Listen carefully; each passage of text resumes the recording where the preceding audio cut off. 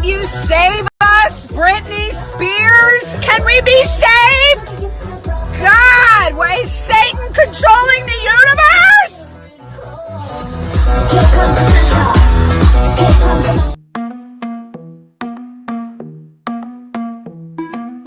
The world we used to think we knew is constantly exposing who our possibilities come true. So what we do is call out to the good guys, good guys. Witches, widows, MAGA, mystics, entertaining cunning linguists, good guys. The forum of the quorum needs a secretive society to advance our philosophies intentionally, magically, good guys. Conspiracies, sex, culture, making it's okay to change your thinking, good guys. Good guys, good guys, good guys. The world we used to think we knew is constantly exposing woo. Our possibilities come true. So what we do is call out to the good guys, good guys. Witches, widows, MAGA, mystics, entertaining cunning linguists, good guys. The forum of the quorum needs a secretive society to advance our philosophies intentionally, magically, good guys. Conspiracy, sex, culture, making it's okay to change your thinking, good guys. Good guys, good guys, good guys.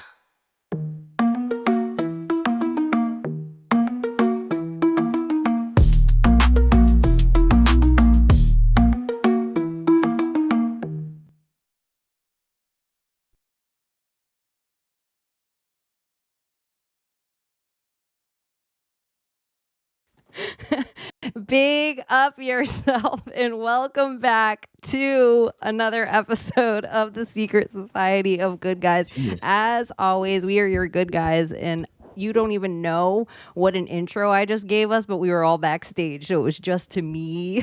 Big up yourself. It was just to me, but I needed it. So, hi, good guys. How are you? Happy Friday the 13th into Valentine's Day. So, I figured what perfect people to hang out with and talk about bloody Valentine shit. And congratulations for getting the strike taken off your channel from the video Boom, we did. boom.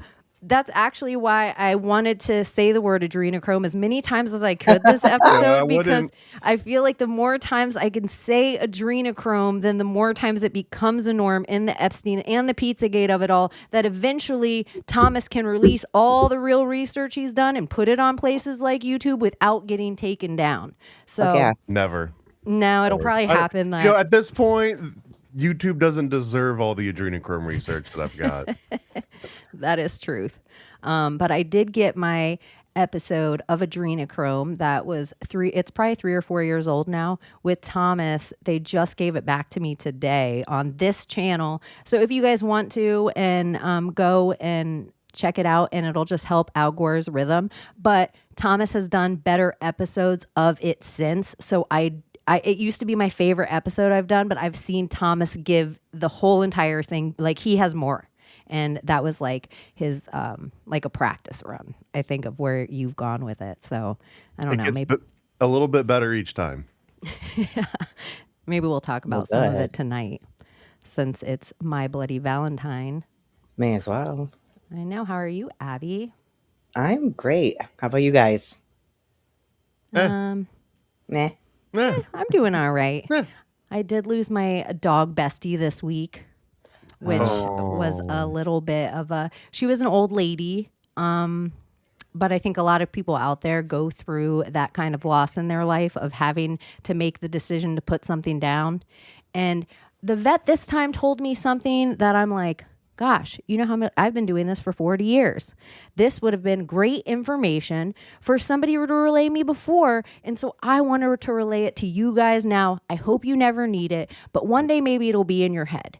And I'm sitting there and she's telling me like all the stuff going on. And, you know, like the only decision pretty much is if today is going to be the day.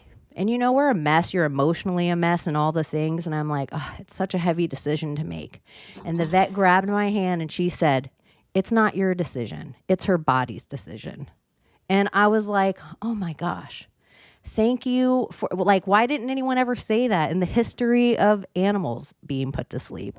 So I just figured I would relay that to you guys, and hopefully you never need it. But if you ever do need it and it just sticks in the back of your head, because it really is like a helpful thing. And I had almost 20 years. Does that mean you don't put the dog to sleep and you just let the dog put itself to sleep?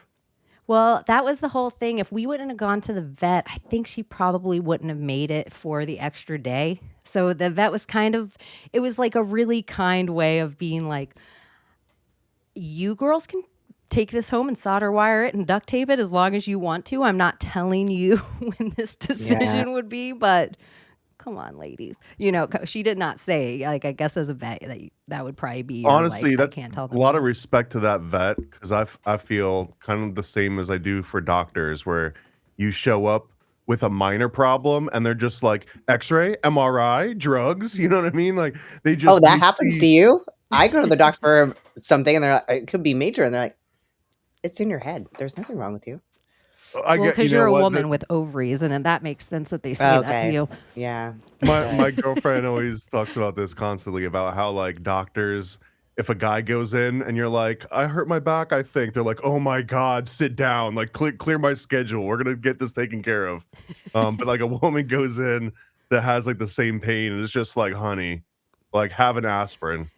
Take some Midol, it bitch. only took me like 40 years to find out I broke my spine. So to be fair with that whole thing, I blame women for that, because they are like that to each other. If any man in their life stubs their toe or comes down with a cold, they take care of them to the nth. And if any woman in their life comes down with the same thing, they're like, Abbie can go to work, that bitch. She didn't have a problem partying last Friday. And you're like, well, it's been a week since last Friday. Maybe she caught a cold. Like, ladies hold each other. Like, the glass ceiling isn't glass because there ain't no getting through. Some ladies, it's an iron dome. They just are going to be like ladies hold each other to some high ass standard. If a girl tells their man, I don't feel good today, he's like, stay in bed. Like, he doesn't hold her to the standard. But if she calls her mom and's like, I don't feel good today, her mom's like, you lazy sack of shit. Like, women are weird to each other. go take a couple ibuprofen, you'll be fine. Yeah. So there's been the Epstein things this week. That's been like, on no pun intended, on I the hope tip they of catch everyone's that tongue. guy at some point. He's done so many bad things. Just find him already. If only anyone knew. Like, if only anyone knew any of the details of the things. It's just like, in the crawl that we're going through, I've been having a really fun time remembering everybody from 2016 that was saying the damn thing, and just having this little photographic auditory memory. And so I found all of Eddie Bravo's old Joe Rogan. Every time Eddie brought up Pizzagate, not the ones with Alex Jones, that's the obvious ones.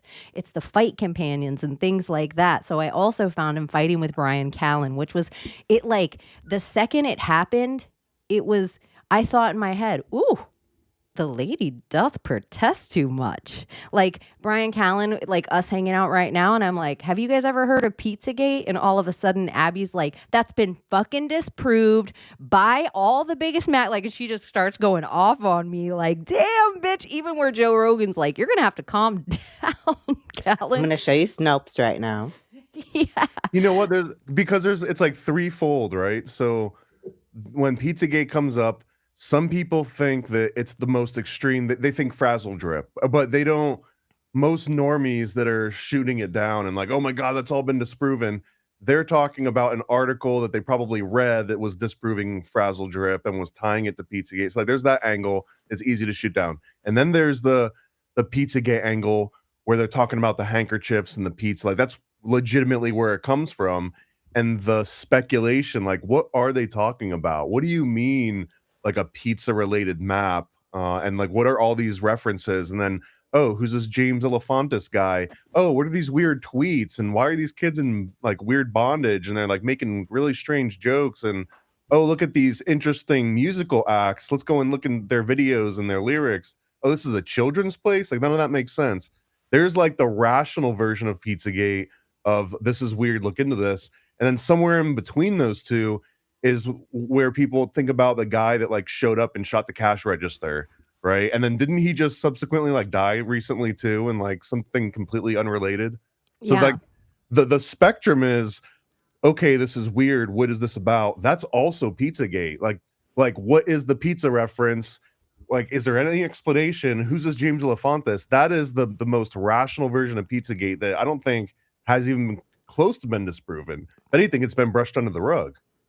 Right. And it's almost, in my opinion, if you wanted to play psyops on top of psyops on top of psyops, Pizzagate it's like almost like Pizzagate's happening, and whatever the cabal is decident that they're willing to cut loose Epstein to bury Pizzagate. That's what it feels like. Like, Epstein's already been figured out. We've already covered this. Like, even back when, before Epstein died, before he got arrested, before all the things, it was Podesta's WikiLeaks emails that got us everything that is Pizzagate. I would say the next layer of that is everybody's assumptions, because there used to be stuff on the boards about Anthony Weiner's laptop was layers to frazzle drip to like. Right. Well, that's where what came from. That there was a file on one of the Anthony Weiner's laptops that was named frazzled.rip, and that's where the word frazzled drip comes from. It wasn't drip, it was frazzled.rip, and that apparently once you went inside that folder, it had things that made police officers cry and resign, I guess. That angle too, I don't know how much I really believe about that. I don't think that there was a video so horrific that cops watched it and they were like throwing up and crying. I don't think any of that. Well, it wasn't that they were throwing up and crying. It was 9 of like the 11 detectives that saw it killed themselves. And they blamed it all on depression and just cop stuff.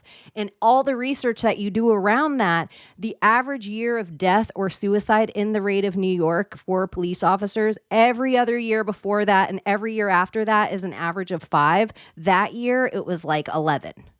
So even if half of them killed themselves, the other 6 that just happened to see this laptop, and they said it was the most horrific thing they had ever seen in all their years of police force.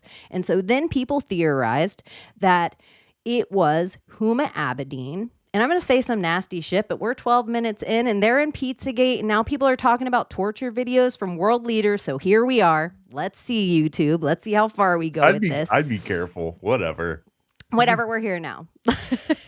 This is always what I like. We're walking on the edge. We're actually raging against the machine over here. I even forgot what I was going to say in the pizza. Oh yeah. So Hillary Clinton and Huma Abedin, and say something. I've written this to them. Like, if they were going to have a lawsuit against me at this point, I'm like, they have enough already. So allegedly.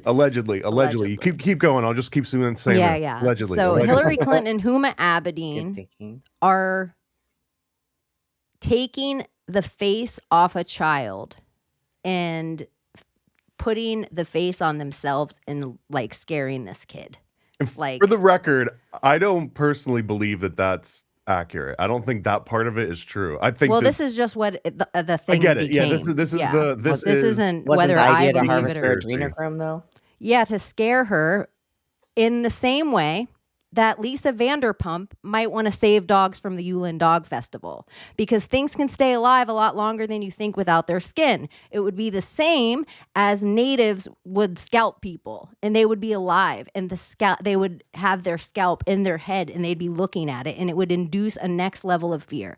This is where all these things came from. Like, this is where, whether it's true or not, I don't know. But does Tom Hanks have a volleyball and Ellen have a sweatshirt and JG wear the same one? And people make the same exact theories about Jean-Michel Basquiat and him being a whole Andy Warhol kid in New York and him painting all these torture art. And just the frazzle drip face is like just one small piece of how yucky it actually is. I don't know. It could just be a lot of coincidences, but it's actually 6 coincidences that make it mathematically impossible. And how many was that? I don't even know. I like to oversimplify it and just be like, Jeffrey Epstein died because someone started criticizing Podesta's art. Because that's kind of the true, like that's the whole story, right? There's so much more to it, but the second someone was like, Hey, John and Tony, like, how come you have all this weird cannibalism stuff? They're like, kill Jeffrey, pull it, like, pull the whole thing. Well, if there really was a pizza shop, it's not just about it being one pizza shop, because it's Comet and it's Vesta. So what it also did was unravel this whole chain of symbolism that now we start looking into. All these politicians have pizza parlors and all these other politicians have ice cream shops. It's like it starts to become a lot of coincidences that you're like, oh my gosh, other politicians legit got paid by, I just gave you a shipping container as payment. And now you get to put that shipping container in, you get to put it on a vessel, and it goes from shore to shore to shore, and you make money, and all you have to know is you want the most valuable cargo in that shipping container. You don't want, I mean, it could be plastic or it could be cocaine or what else? What else do you have that's more valuable than that? Once people think they're not human, and this is why I also put vampires on here, these people, in my opinion, the reason I think it's all possible and it's what they're up to, and even if in a small level it's schizophrenia, these people are consumed by a demon. Like they are an altar and something's taken over them. And in my opinion, them doing twisted shit to little people makes them feel like a titan. And so the titan that has filled them feels like it's still doing the thing that it did when it was a Nephilim however many years ago. They're lying about our history anyway. So that's, in my opinion, it's not so far-fetched if this is what they tell us all these things did beforehand, in my opinion. Like, they all ate the thing. They're telling, they want to be gods, and all the gods ate the people. It just seems weird. It's not just one, like we talked about last week. Consuming God seems like a really big thing in every religious trope. It does. I don't know. What do you think, Abbie? Oh, I just totally went back to Dionysus, and I saw that the Summer Olympics are going to be in Milan. Is that? Are vegans allowed to eat gods? Well, you have to partake, right? Maybe they already are. That's what Bill Gates' meat is. Oh, right. That's what Beyond Meat was all about. Yeah, it's beyond meat. It's God meat. You're probably already consuming them. It's like Dionysus. I did think it was weird, Abbie. We did the whole research of the Last Supper and Dionysus laying on the Last Supper at the Summer Olympics, and that being a representation of maybe these titans eating gods like Dionysus, and then them mocking the Last Supper. So I looked up the Winter Olympics. Guess where the Last Supper painting is, girl? It's where the Winter Olympics is. So Wild. it's like, it's so crazy that from the Summer Olympics, they right. represented it, and now the painting is actually being held. Is it Milan right now? Yeah, I feel like it Milan. is. I said right Summer now. Olympics, but yeah. I just thought, oh, that's crazy coinky dink. It really is. Well, and then, I don't know, for whatever reason, my brain went to also Melania and her movie coming out, or that just came out. I don't know why, but it probably has nothing to do with it, but, I'm just, those things are weaving together. It is weird that Melania, Caroline Bessette, and Michael Jackson all have a movie come, like, those are like the next 3 movies coming out, biopics. Like Caroline Bessette to JFK Jr.'s wife. Michael Jackson's already had a few, though, right? I feel like VH1 did a series from him to like kid to adult, but I feel like it was the Jackson 5.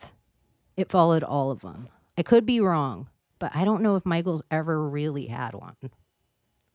That's exciting. I love Michael Jackson. I think he was framed. I do too. He was. Thomas, what do you think? I don't even know if he died. I still like that old man outfit that they would find on like boats, and they're like, then that's Michael Jackson. Like at first I thought that was a silly conspiracy, but I legitimately think that if anyone was crazy enough to fake their own death and just wear suits and wear masks the rest of their lives and have a team of people to do it and make it convincing, it would be Michael Jackson. Well, because he wore a mask while he was alive, so we have no idea what his face would actually look like. That's what I theorize. What if this? So you guys are my super spies. And then I'm just like, okay, you guys, we're going to make you crazy eccentric. And over a period of time, you're going to go to the plastic surgeon. And every time you go to the plastic surgeon, you're actually going to come out with a new mask on.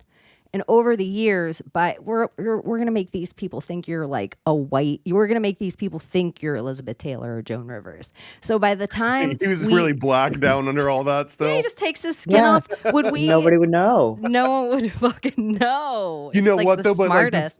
But his face kept getting skinnier and skinnier, and the nose, like, how do you hide a bigger nose under a smaller nose? Obama was playing Biden. I mean, legit. Remember tall Biden? He like came out all of a sudden, and he was so tall to everybody. From downtown, yeah. Well, Or look at white his chicks. voice was so much like this because he had his nose pinched or something. I don't know. I think white chicks doing that for Halloween, Abbie. If you and one of your daughters went as white chicks, it would be so funny. That'd be funny. It would be so funny. With a dog in a bag. Yeah, like making my way downtown, go. But then, hey, get up. I don't know. That's one of the. Sorry, my attention span's all over the place. Go back to wherever you guys want to. In all of that, whatever you want to talk about today. If I skipped over things fast, because I also want to talk about the Knights of the Templar a little bit. I want to talk about if you guys have had any weird Valentine's dates or how you feel about Valentine's Day in general, like Valentine's gifts. So, what's up? I mean, isn't the origin is about like human sacrifice of some kind? I did a show on it with Donut a year or two ago, and I can't remember how deep we went. I'll have to pull up my notes on it. But there's like a legitimately gruesome story, and when I'm talking about the Valentine's Day massacre, I'm talking about like the mythological roots of Valentine's Day. Is it like Leprechalia or something? I don't want to say yes or no without Somebody without finding my smart notes. in our audience, which I know it'll take like 15 seconds after I ask for you guys to hear it. Isn't there like a Valentine's Day ritual that has like, I don't know. Maybe I said something close enough to it, but we have like the most brilliant audience in the whole world, so someone will know and answer us. Yes, we do. I also think the Templars is so Brokeback Mountain, the two dudes on a horse. Like their logo. I'm going to pull up I don't know if it's called their logo. I don't know if that's the emblem. Yeah. What do boys call their thing? That's such a cute letterhead. Like Templar logo. That's the logo. Okay. So This I Go can't remember ahead, the Thomas. exact moment. It goes back so far where basically any Christian martyr eventually got the name Valentine. So Valentine's Day, turning into like a Lover's Day, was historically a day that like a Christian was martyred in some capacity. So weird. See if it's this one. Oh, What's that got to February do with romance? 15th. What's romantic about that? Here, thank you. This is the day after. So.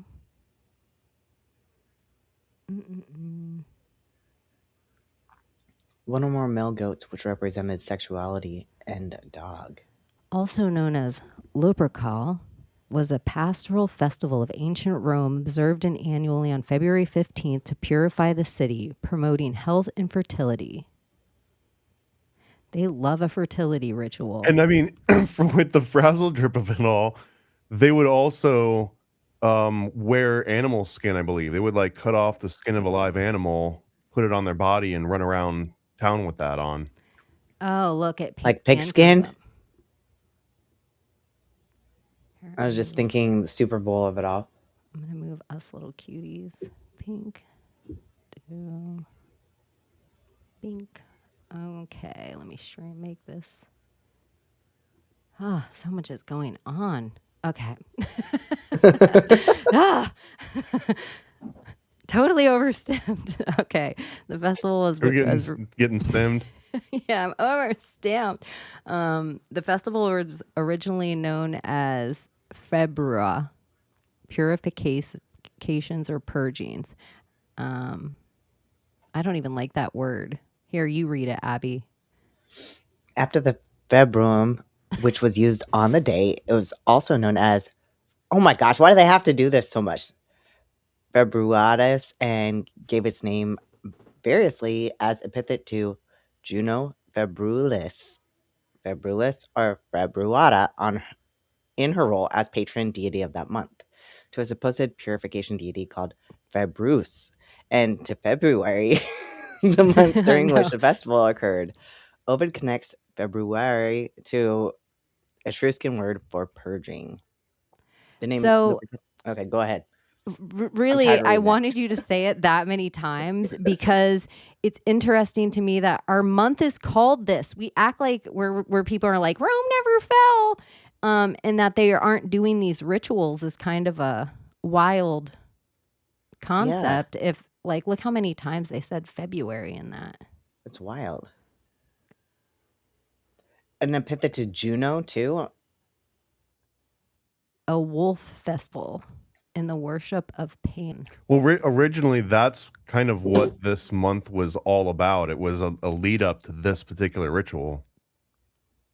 Look at okay. The calendar because if February was Juno, is that how many months it's off if we're going by numbers, or no? It's just like 2, huh?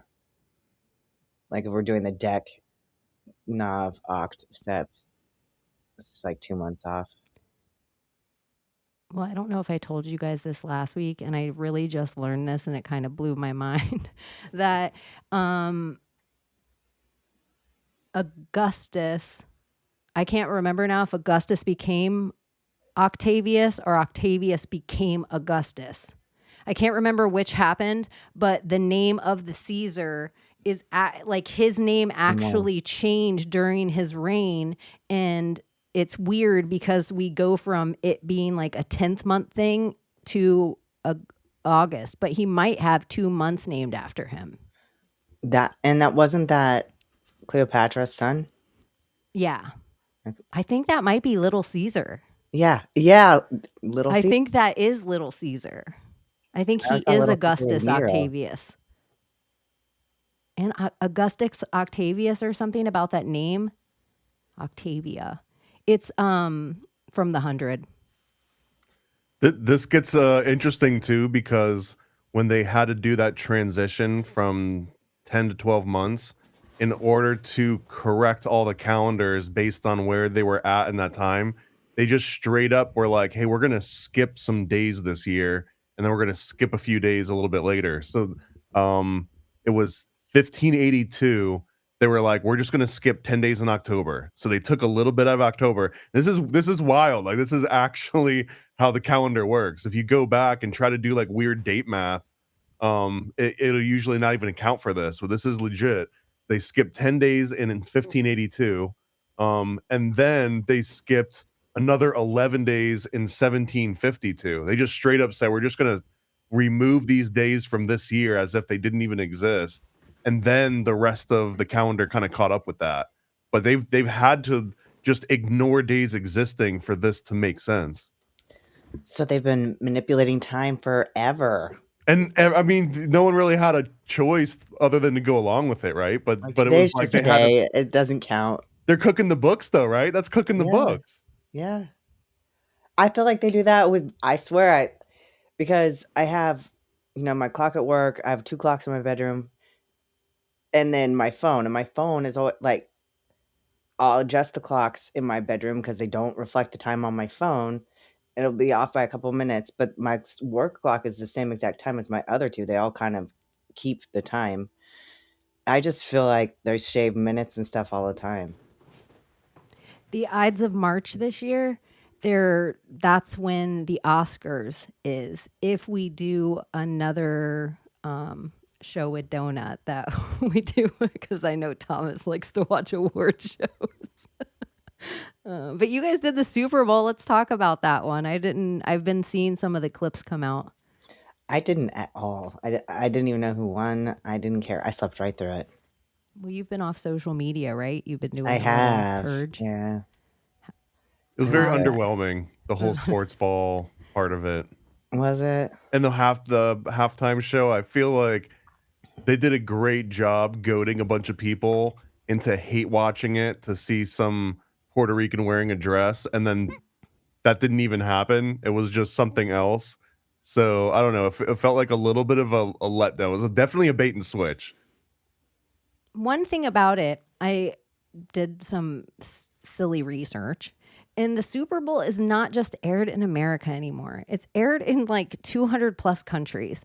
And when you look up the majority country of the population that's there, it's Mandarin. And then the next one's Spanish. And then the next one's English. So even the idea of like the American audience, that's not just for us anymore. So the politics around it is used to amp all us up, but it literally has nothing to do with that. It's like, this is international shit. Like Super Bowl, they're trying to just sell a ticket any way they can. Well, more than just selling a ticket, because the way that we've talked before about pop stars going on these world tours, but really it's like so they can go and perform for, you know, some rich people overseas.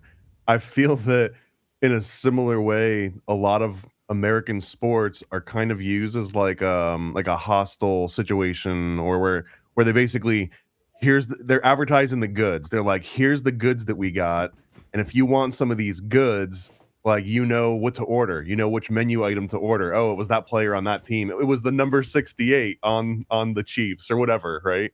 So that now the international audience, the same in like the Nephilim way, that if you wanted to take over a country, you'd have to go and find some daughter of a Nephilim somewhere and make sure that she gave birth to your progeny, and then they can maybe run, you know, like control a country at some point. And I think it's in a similar way that like people use professional sports players. So you'll see like a Kardashian or like some other big celebrity, and they'll pair up with a sports player because those sports players are being advertised. Like, here's the stock we got right now. Oh, so they're being trafficked just like the Victoria's Secret catalog? Why wouldn't they be? Yeah, it's like I actually call that a milking. Okay. Like, if the elite are all like, let's say their best of their stock is Musk and Epstein and Gates, you know, like that's the best of this whatever top billionaire shit, whatever. You might want some Tom Brady shit to like carry on your genes a little bit. But it also is a big advertising. Like Taylor Swift was known to do that. When Loki was coming out, she dated that guy. When some guy's album came out, she dated that guy. When after, what was that guy's name? Kaepernick took a knee. The whole entire Super Bowl crumbled underneath that knee.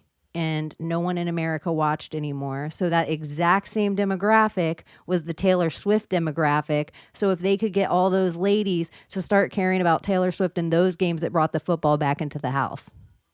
And so the whatever thing the husband was like, I'm never watching football again. She's like, well, I'm watching Tay-Tay with Travis. So do you, but this is what I'm up to. And now it's like all the way back on. I did write a couple notes from the Super Bowl because I was going to hang out with you guys, but then Jules ended up being off, and this is the way my like total manic brain works when I'm watching anything. So I'm like, I'm just going to tell you like the raw of it. Okay. First commercial, Wicked for Good. I'm like, all right, here we go. They're taking us into Oz. We're doing all this yellow brick road shit. Here we go. First flag was by number 66, which 66 was a big, huge number for the Golden Gate Bridge to me because it's just 2 G's, like 66. Okay. First flag, after kickoff, the first flag lands on the 33rd yard line, which I realized was a perfect kick for them after a lot of kickoffs. Like, if they could hit it on the 33rd, I'm like, that's why you become one of the kickers in the NFL. That has to be. So then they have this commercial where it's like blue for Jew, where they're like, turn your shit blue for Jew. And I was like, oh, that's weird. Blue for Jew and blue chew. That's all kind of weird. Well, then the very next commercial was take a look at your pee. And so then I was just like, your pee's blue for yellow. Jew, blue chew, yeah. And then look at your pee. So now I'm in Ukraine. Like, all of a sudden, my head is in Ukraine. It's I'm a like blue and yellow. potency spell. Yeah. So then who are the 2 commercials are Hail Mary right after Disclosure Day.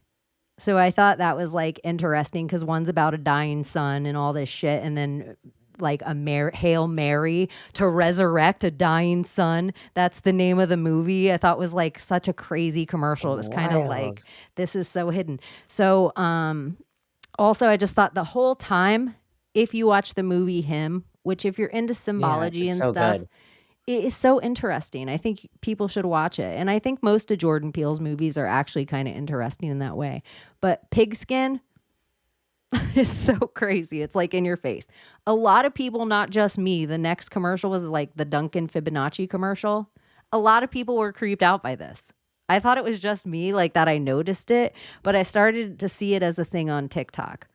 The Backstreet Boys blue screen commercial, instead of the Coinbase being a commercial, it was just a blue screen and they sang some Backstreet Boys song and then it was Coinbase, but it was just a blue screen the whole time. So I'm like, blue for Jew, because they already programmed me exactly like they should have. So the halftime show starts and like Bad Bunny walks through like the harvest, which is interesting. Also, it's like walking, which were Alice. People, by the way, those were people that were being harvested, literally, right? Literally running bushes. So when he goes by the first table, there's two girls sitting there and they're playing dominoes and they have a pink pyramid on the table. And so there's pyramid symbolism, but it's also a pink triangle, which was like the gays and Nazi. Like they all got the pink triangle. So I thought it's interesting that Ricky Martin comes up later on. All the sugar cane.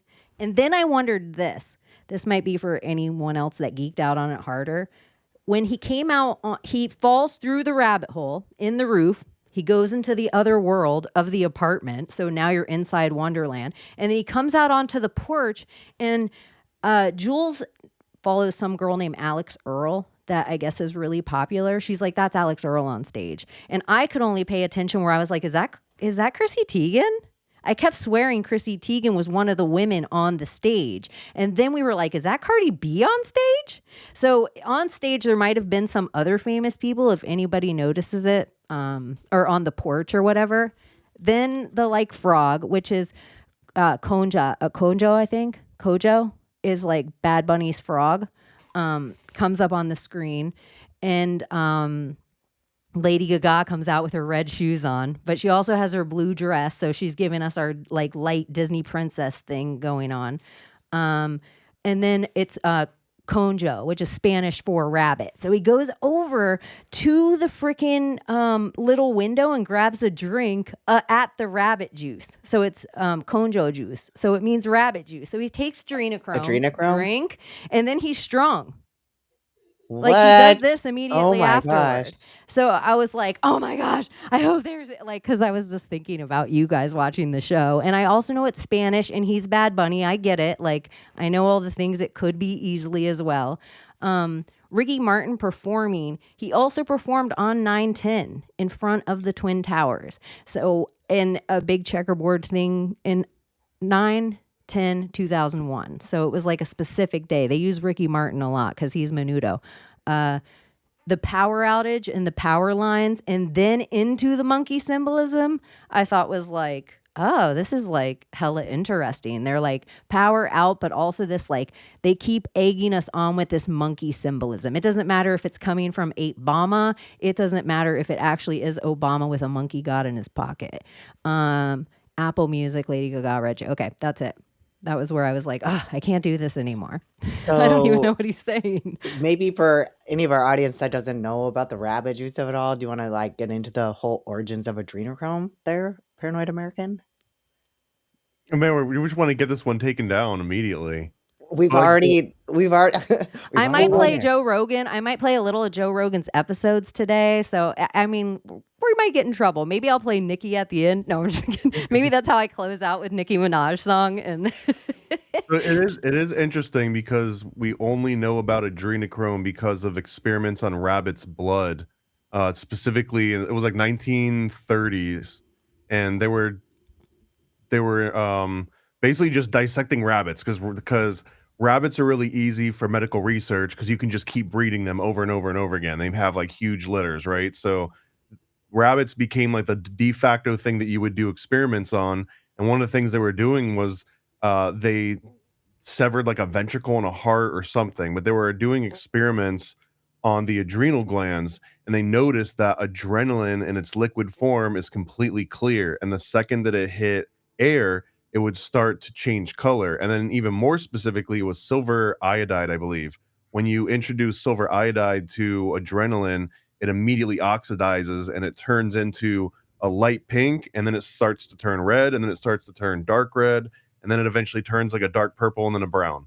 But that specific activity of turning it from clear into red is why it's called adrenochrome, because that means color of the adrenals, meaning that it went from clear to a color, and that's why it's called adrenochrome. But coincidentally, it was done on rabbits. That's where they found it, and all of the original adrenochrome research on adrenaline turning into adrenochrome was also done on rabbits. So that's just an interesting coincidence. And then this thing is called a skeleton formula, and technically, I believe that the relationship between rabbits and adrenochrome predates skeleton formulas even existing in this form. But this version of skeleton formula, if you turn it to the left, then people say that it looks like a little bunny rabbit. You got like the two ears on the top and the little legs on the bottom, essentially. Well, it looks Which, like it I to mean, me that's when turned great. on It its does kind of side. have that look to it. But this, it's funny because this image will be like, oh my God, I can see it. There, that's proof of the connection. It's like, no, the connection is way more direct than that. It Yeah. literally came from rabbit blood research and how they found adrenochrome to begin with. And this is like one of my favorite things about you is because most of the conspiracy you got into, you were just going to use the word once, but you didn't want to just use it flippantly. So you looked like you were like, what's this? If I'm going to use this, let me look into it. Oh, I just want to know what it did, right? So I was going to write a short story about kids that ordered adrenochrome on the dark web because I figured that's something that you could do. I've heard stories about it. And I was like, all right, let's say it comes and it's in the mail. And like, now what? Do I snort it? Do I smoke it? Do you inject? I assume you would inject it, but that's actually not how adrenochrome was originally done either. It was done sublingually. They just put it under their tongue, Oh, wow. like a little liquid of it, and that was it. It was very like non-intrusive, and I was like, man, that's way more approachable than I thought. Like I don't like needles, so I didn't think I'd ever actually entertain the idea of possibly trying adrenochrome. But if you tell me that I could just put it under my tongue for a few minutes Yeah. and then start tripping out, like I might be open to that. That's I mean, who In- here hasn't done acid? well, and sometimes we get like out there with conspiracies, but the more that you looked into it, it's not something you're like, oh yeah, this is what they're up to. You're not like, Originally, every single report that I found said that it wasn't real, that it didn't actually have any sort of psychedelic properties. There was one guy from Spain that wrote a book that he did like every drug known to man, and he kept this record of it and all the effects. But the problem was that when I actually went and bought this book and I read the whole damn thing, it was horrible. It was a horrible experience. But when he said he was doing adrenochrome, he was also doing like cocaine and heroin and meth like at the same time. So there was no control here. He was just doing every drug that he could get his hands on and then trying to write what it did to him. There's another book from the 70s called Legal Highs, which coincidentally, because it lists every legal drug alphabetically, adrenochrome is the very first drug in this book. And even in this book, it mentions that most of the adrenochrome people find is like a stable version, which is not psychedelic. And I think it notes like they didn't try the psychedelic version because you couldn't get your hands on it. So I started rewinding all that research back, and that's when I found out about the Scottish Rite early 1930s, 1950s research. And then it was like, here's scientists that were like, oh my God, this was intense. This is incredible. It's a drug that comes from, at the time they said blood, but it was not necessarily blood. It's wild because the origin story is so much more true. And then once you start going into the Aroa trip reports and like people that you go to trust for psychedelic reports, they're like, oh no, it's all a bunch of BS. Like none of this is true. So where is it? Like, where does the truth lie? That were the original researchers for the first 20 years just making up the fact that this was an incredibly intense psychedelic? Or is it everyone afterwards that's been right about it? You know what I mean? just in this moment, Also, I don't want to fast forward so much, so feel free to fill in whatever in between. But if schizophrenics have higher adrenochrome in their body, and then a whole bunch of other people are doing research that schizophrenics are possessed and it's actually a demon. And the whole thing of why they wanted to take this was so they could talk to God. Then they are demons actually wanting to talk to other demons and through like some kind of blood portal or adrenaline portal. Is this a crazy? No, because what trips me out is if you go into the origins of, Interview with the Vampire with Anne Rice of it all. Essentially, it's Osiris and Isis, and Isis sits and talks to this spirit, and it's not a ghost. It's just this disembodied spirit.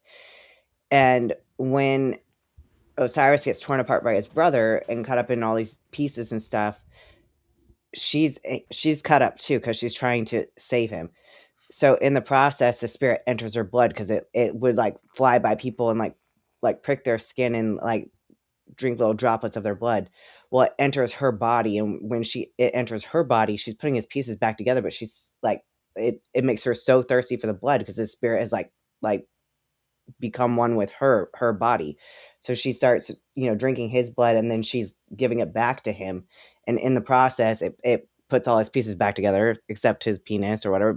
Well, I think his penis is there, but her vampires don't get hard-ons. So anyway, it's just weird to talk about it like that because it's I never even thought about the demonic dead. spirit that starts vampirism in the first place. And if we want to get into the whole Anne Rice is actually real and the Interview with the Vampire story is actually real. Did Anne Rice ever claim it was real? She always claimed it was. Well, no, but if you look at the whole story, like the guy who plays Daniel or whatever that's doing the interview of Louis, that is Anne Rice. Christian Slater's character. Yeah, if you guys have seen the movie, that's her interviewing a vampire, but she needed to make it so far off of her. But I think it's real information she was relayed. It's too much. And it's so good. Like, it's so integrated with mythology, history, all of it. It's insanity. When you actually go through and read the books and stuff, it's I found it hard to disbelieve. And I just think there's something to the idea that eating youth or taking youth somehow keeps you young. I mean, we do it to every animal. They're like, let's cut the tusk off that hard-horned animal because I need a hard horn. Yeah. Like we do these very simpleton, like that shark strong, it make me strong. But I mean, it's true probably in ways, but that's why I think they tried to normalize that weird plastic looking homie that I felt like every Netflix documentary tried to keep convincing me that he looked young, but really he was just injecting his 18-year-old son's blood into himself, but he didn't look young. He looked like shit. So I don't know what that was a weird psyop, but I think it was kind of like getting us comfortable because the next year they let us know all the elites were like reoxygenating their own blood and putting it back in themselves younger. So they were like, it's not their kids. Don't worry. It's their own blood. Like where are you at on because I also feel like this is a gateway drug is like the placenta eating, that if you eat it, like some people will eat a placenta after a birth and claim that it gives you all sorts of like nutrients and that it like benefits. But isn't that kind of like a slippery slope to eating actual human body parts? Well, what the slippery slope is that like everyone thinks that it's like great, and I'm not saying that it's not, but the placenta itself is so concentrated in hormones, like it's that in the wrong dosage, you can actually make yourself pretty damn sick and fuck your own hormones. So it's not something to be like take, like a lot of women will get encapsulated so they can just pop a couple capsules here and there, but Yeah, you have to be careful with how much. I'm not even trying to be an asshole. They have peptides that'll just. This is why I think part of the Michael Jackson thing, or part of what we've seen on the world stage, is not necessarily the thing, because we're finding out, and it's not a new thing for bodybuilders. Like, there's always somebody in the world that knows about a specific niche, and nobody, it's like a conspiracy of this to their niche, and everybody else is like, sure, I can just take a pill and it'll make me black. Yeah. You can literally just take a peptide and it'll make you so black that, like, if we all did it, we wouldn't even be in blackface. We're just, this is our skin. Melanotan 1 and 2, they're injectables, they're legal. You can take them and they will make you tan without having to tan, or you can go into the sun and it'll make you tan way faster. And if you tend to burn, the only problem is it actually does. That's a peptide that I've done it. It actually burns. That one burns going in, and it Also, doesn't I feel hear good. your credit And it'll score make your goes skin down. flush really bad. Like for me, my skin was like red for a while. Huh? Your credit score goes down. Yeah, I think your credit score also just goes down coincidentally. And profiled by police officers. Yeah, immediately. Oh my gosh. I would, if I did that ever, all of a sudden, I'm telling you guys, I would be just like that lady that ran the NAACP. Like, that would be me. Rachel Dolezal, yeah. Yeah. Are you going to perm your hair too? All of a sudden, it would just be, and I'd be hard in the paint, believe in the LARP. Like, you'd be like, eventually finding out, look at her. That's what happens though, is someone digs up the yearbook photo and it's like, and here's the black person that you thought you knew.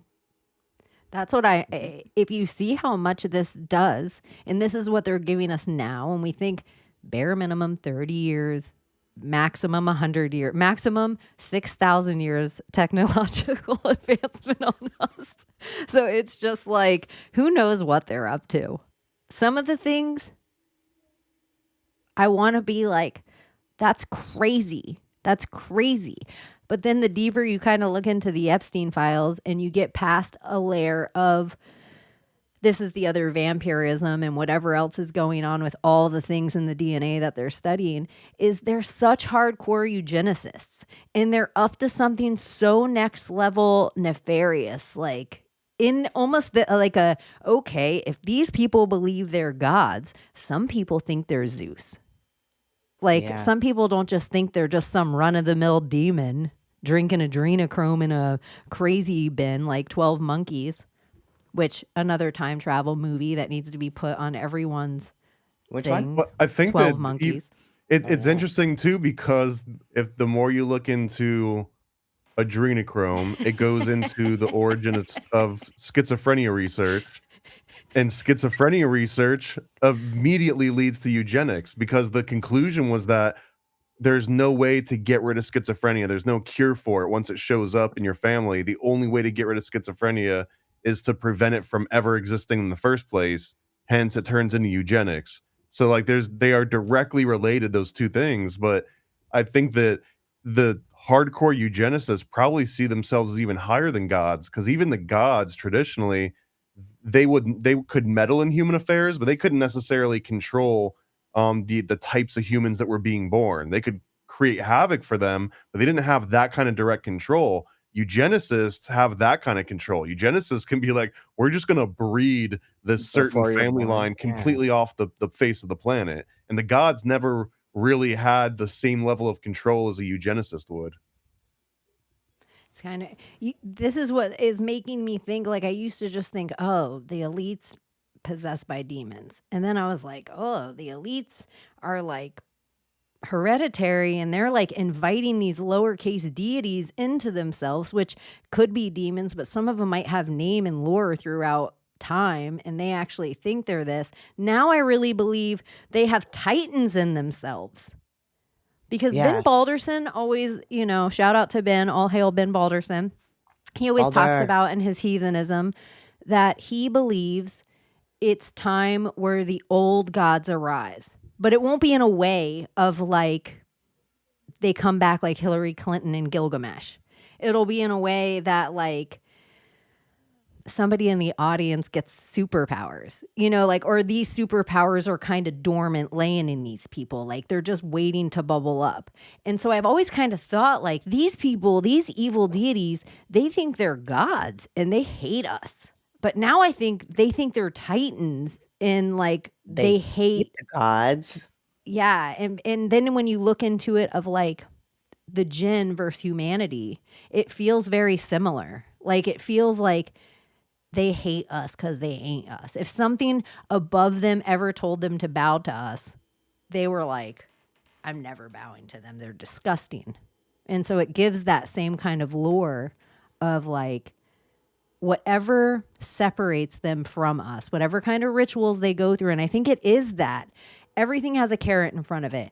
A job, a pay off a bill, or whatever. Everything starts out as maybe like, I really want to save the world. And they have this carrot. I don't think getting somebody wasted, putting a drug in somebody's drink, some of the situations that I think sometimes the first blackmail happens for people might really be fucked up. And they might be actually such a good person that they're like on the couch totally passed out on G. And then all of a sudden some girls S in their D and they're like, I'm going to send this to your wife. And they're like, please don't ruin my life. I'll do anything. Please don't ruin my life. Please don't show my way. Some of the stuff I feel like to start getting blackmail with people is easy. But then some people like Bill Gates and Bill Clinton and whoever that's like taking trips on the reg. Let's say some guy got blackmail on you and he's like, Abbie, I got this blackmail on you. I have cameras in every inch of every statue in this place. We know everything about you. And I'm going to show someone. And you're like, you know what I need? 23 more trips to that island. Yeah, right. Because I imagine there's some people that they hear that. They're like, hey, we got to let you know, Bill, we've got you on camera when you were here last weekend. And you're like, so we're still on for this weekend, right? Let's do it again. Yeah. Yeah. Party on, Wayne. Part of it because of like the Dionysus of it all, in the orgy of it all, and the fertility festivals of it all, I got to think, and I don't want to, this is where I'm a little fairy tale. I know people get horny. I know there's sick people out there, but the levels of depravity of like, I need to get back to the island. I need to, or Zorro Ranch, or hang out with Peter Nygaard, or go hang out on Virgin Airlines allegedly. Or, you know what? Just go help the Clintons save Haiti. Like this kind of thing, like to crave this kind of thing and then be friends. Like you watch rock bands, you watch The Dirt, you watch stories of Motley Crue or some shit. These guys don't even do heroin in the same room with their bandmates. But these guys are like, you know what we should do? We should like do crazy orgies and do the worst things we've ever done ever in front of each other. And I just got to think too, in the eyes wide shut of it all, not everyone has to show their face, but some people face for the world. Like some people, Tom Cruise and Nicole Kidman. It's this dark. What do you think about the eyes wide shut of it all to it, Thomas? Or maybe Face Off would be another appropriate movie reference. Oh. Yeah, but even that, I'm like, they probably just gave us that and they were mocking us the whole time. Like, they were like, ha ha ha, look at them. They love Face Off. Nick Cage. It probably really happened. Nick Cage probably is John Travolta. Speaking of John Travolta and his whole, like, staying alive walk with pizza and Pizzagate, or Pizza Parlor and his red shoes. Oh, yeah, that was another commercial in the Super Bowl. Yeah. Staying alive. I kind of hate how they've ruined pizza. I know. If I see pizza in your profile, I'm like, And I actually saw one that I know was innocent. Like this guy said, maybe was this on a dating app? Maybe because I was only on there for 3 days. But it said something along the lines of like, pineapple belongs on pizza. Don't convince me otherwise. But I saw pizza and I was like, oh no. And then I was like, oh, that's actually a valid like. Now you get the ick if someone's like, interest pizza. You're like, not today, Satan. Yeah. I always just think it's Talk weird about it. regardless of what you want to put on your pizza. But for some reason, the pineapple on pizza, people feel Antifa to me like, all right, get your sign out of my face. I'm just trying to go into Whole Foods. Like, they're so uptight about the pineapple and they eat it. Cool. Eat it. Do you. Come out of the closet. I do like pineapple on pizza, though. I gotta say it. Do it. Pineapple It's on pepperoni. 2026. People call them, they are outwardly saying, I have schizophrenia. Please call me them, they. Like, this is the world we're in. You can like pineapple on pizza. But that's actually probably some whole other reference to swinging. I know. That's so now we're adding swinging to pizza. The fuck. No, this is really what The I levels think with upon the pizza. levels of this. You can put pizza in things, but don't put a child next to it duct taped. Right. Like Comet Ping Pong, back to James Alefantis, where all this started. It's like the Podesta art and the Comet Ping Pong and all that. And then you look up the art on the walls. And then you look up the Podesta art, and it's a lot of the same artists. And then you start going down the rabbit hole of all the artists. And you start seeing all their art is about cannibalism, pedophilia, dressing like rabbits. One of the ladies actually has a split personality. I want to say her name's Kim Noble. I could probably look up her art right now since I have... There's some of it, like the most simple ones are the creepiest ones to me. There's the one with like the kids in the pool, like all lined up. There's a whole bunch of iterations of that. Yeah. But there's Oh, an God. even creepier one where all the paintings just have like brush strokes as the people, but there's always these like big black and red huge things, like huge human figures, and these little tiny ones, but it's like the little tiny ones are like on a bed or they're in a corner, and like there's nothing necessarily these ones are probably the creepiest of all of them. That's the top left one where they're in like a bed and there's like one hunched over. That, in my opinion, this is probably like one of the creepiest and most direct ones. Look at that little baby in the corner. And this one is insane. And a thing about, I believe it's this artist, I'm 80% sure, but feel free to do some checking. She actually is schizophrenic. She has split personalities, and her split personalities that have, and the elite do this. You guys can look into this as well. The elite torture people to split their personalities. Their goal is, if they can have you as an adult and find your most child alter, that is a good goal for them. It's like a control mechanism. But I also believe the elite think in a way like Split. They think in a way that some version of you is the mom that can lift the car off her kids. And they want to control that too. They want to control the monster, and they want to watch the monster and film the monster, and then they also want to do this weird crazy kind of stuff to you. Well, also somewhat, and I'm going to get some of this wrong, so I apologize in advance, Ben Balderson, but like the same way that Balderson would go through a bunch of phenotypes and try and breed like the perfect blend of this plant and get all these different qualities, that's also sort of the way that I understand the eugenics and the schizophrenia aspect of this, is that they're just trying to create like the ultimate schizophrenic clone that has all these very specific traits so that they can send them directly into an altar and bring them back out, and send them into a different altar and bring them back out, because that's incredibly useful. If you can compartmentalize a human being and make them kind of like Jason, like imagine like an occult version of Jason Bourne, like that's legitimate. Like the Jason Bourne archetype is exactly what the elite are trying to breed and produce for a number of reasons. Yeah. This is Can we get her on the show? She's not that big. I know, it's kind of crazy. And what's wild too is that like she says that this is based on some horrific things that she's seen or gone through, and then the elites are just like, yeah, it would be so funny if we started collecting her art, wouldn't it be? Wouldn't it be funny if like we just put her on the main stage and we don't even care? Like they don't even have to hide it. We'll put it up on a wall and we'll have our picture taken next to it, and we'll put that picture in a magazine along with James Elefantis that's naming us as all of like these hoity-toity important shakers and movers of DC, right? And like we'll just do all this out in the open because what can anyone do about it? They can't do anything. Yeah, it's so crazy. Another lady that I want to be, just because I remembered her name, and I don't know. I feel like it's Eloise Bourgeot. No, that's not it. It's something Louise close. Bourgeoisie. Thank you. Bourgeois. How Bourgeois.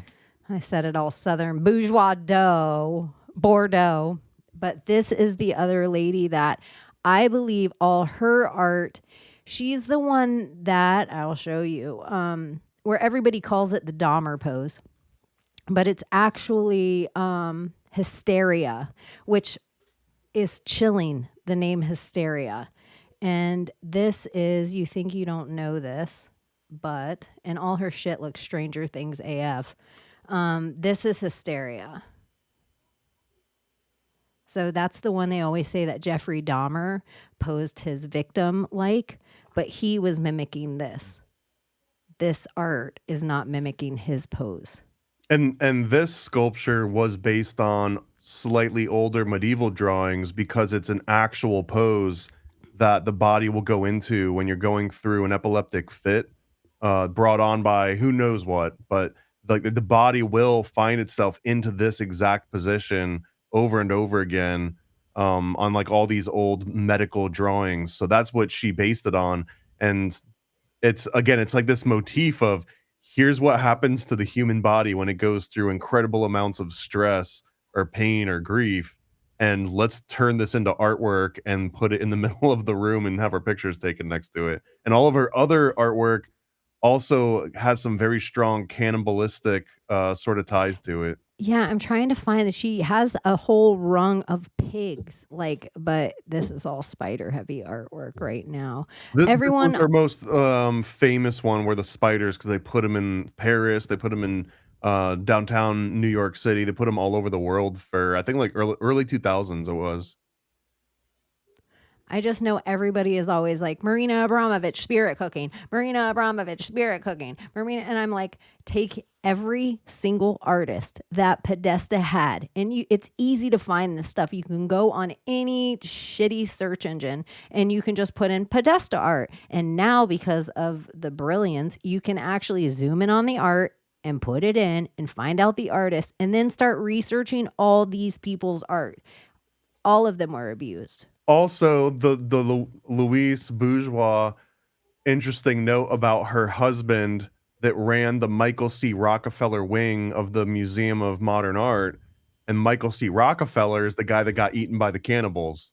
So it's just like another like what an interesting coincidence that she just happened to be married to the guy that ran the cannibal dedicated wing of this art museum. Oh, thank you. You're so bomb. Arch of Hysteria. It's so creepy. That's what I would call it if I, like when King Charles dies, I would say Operation Arch of Hysteria. Oh, Arch of Hysteria, though. Hysteria, the treatment used to be giving a woman an orgasm. So is that the Arch of an orgasm? Yeah, that's what I always like. Oh, yeah. His goals. Yeah. Goals. You know how when Queen Elizabeth was dying, it was like Operation London Bridge Fallen or something. Do you guys know this? Like, I haven't heard that, no. It was said that dying operation code name. It was said that when Queen Elizabeth was dying, or any time for any royal, they have like a bridge name and it's called Operation whatever the bridge name. And then there's a whole protocol of who gets to know first, who gets to know what order the press gets told, when the Jubilee start, or whatever, not the Jubilee, when the like procession, because she has to lay in wake for 10 days. Like there's like a whole ritual that has to go on when a royal dies. So it's like an order. And so when when King Charles, it's Operation Menai Bridge. And when I was looking this up, there's a Menai Bridge, British, it's whatever. But there's also one in Australia. And I thought it was so interesting because that's when Prince Charles had the assassination attempt on him, was in Australia. So I was like, I wonder if it's like paying homage to the, like, I feel like that was like, it was a threat. Do you guys remember that? It's forever ago, but I know we're all in conspiracy. So many of the videos come back around. I'm paranoid American, not paranoid, British Euro cuck. trash. So Prince Charles. Because Prince Andrew has been in the news this week too. So, and it's like Prince William is so surprised at the allegations, and I just keep putting Jimmy Savile, like, really surprised would be a crazy word to pick. Seriously. This has been a known thing for how long? And there's just no way that family didn't have all sorts of gossip where everyone knew who like the creepy uncle was. Like, Everyone knows who the funny uncle is. Come right, on. everybody, yeah, he just kind of joke about it, but Need who to it get with is. him. Let me turn this shit down as fuck. All right, let's watch this Rothschild, which too, when you look at Prince Charles and you look at William, they look just like Rothschilds to me. I'm like, maybe I'm crazy. I need a side by side, but okay. Well, isn't James Alefantis a Rothschild too? He is. Remember. No, he is. Prince Charles was about to address Sydney school children when shots rang out. His personal detective moved swiftly to get the prince out of the way. The attacker was wrestled to the ground, having dashed from the front of the crowd, firing a starting pistol as he closed in. Other guests asked a slightly bemused Prince of Wales if he was unscathed. He's like, yes, I'm bloody fine. Bloody fine. He looked completely unfazed. He looked like he looked disgusted. Was that one of those poor bullets? I know. Is that a starting pistol? I could tell, but yeah, Prince Charles. He's definitely one of the vampires. Isn't it said that they're related to Vlad the Impaler? And important to always point out too that they're German, right? What is it, Saxe-Gothberg or something? Mm-hmm. Saxe-Gothberg family. I didn't get that right. It's something like that though. No, I feel like that was so close. Close Berg. enough. Anytime I hear a Berg when somebody says they're from Germany, I'm like, oh, curious lineage. Oh, hey, look at this little sweet, sexy thing. Oh, yeah. Shout out to Layla tonight, you guys. Layla is out for Valentine's Day with her sis and friends. So she sends all the love in the world. Wearing and probably running around. Probably just us bringing it up. Here, wait, Abbie, let me do it I right. gotta do it again? She'll probably Say pop it. in chat and say hi and she loves you or something. But we miss Layla too. She's just out doing her weird Valentine's Day rituals for the Knights of the Templar. You know Layla. She's out doing her Hadith dance. Just kidding. She texts now like, Chaney, you Ton of magic, motherfucker. Friday the 13th. You motherfucker. So, anyways, you guys are so rad. Thank you so much. Thank you so much. It's super sweet. Yeah, I think the Epstein files, though, are definitely tipping into Pizzagate. And I implore everyone just out of boredom, pick somebody different. Pick somebody weird on the list. Start, like, whatever your celebrity is, whatever sports star, comedian, opera singer, artist, just put it in the files and look. Like, when I put in Chelsea Handler, I was like, dang, I didn't even read through any of them, just how many times her name is in there. And I'm not accusing Chelsea Handler of anything, even though her last name is hella curious. I also highly, highly recommend, if you haven't looked at it yet, jmail.world, which takes all of the Epstein files and it formats them like it's a Gmail inbox, and you can just read through it the same way that eventually, like essentially the actual Epstein files were. It was just a bunch of different email messages. So you can kind of go through it like it's an email. And there's also, I think, JPedia or something that has like all of the different people brought up in it. There's an entire Wikipedia where everyone gets their own page. Yeah, this one is the Jmail. It's so interesting, and because people are so schlick, they figured out so many ways of getting some of the unredacted stuff out of the emails. Just a reminder to everybody, some of it actually is CP, and you don't want it on your devices at all. And that's why it's redacted, because I do know some of the weird stuff people have been able to get into, and some of it you definitely just don't want. And you don't even know what stuff if you see that you're pinged somewhere. That's what's crazy too, is that now anyone that gets the actual Epstein files, now the FBI can come after you and put you away for just having the Epstein files.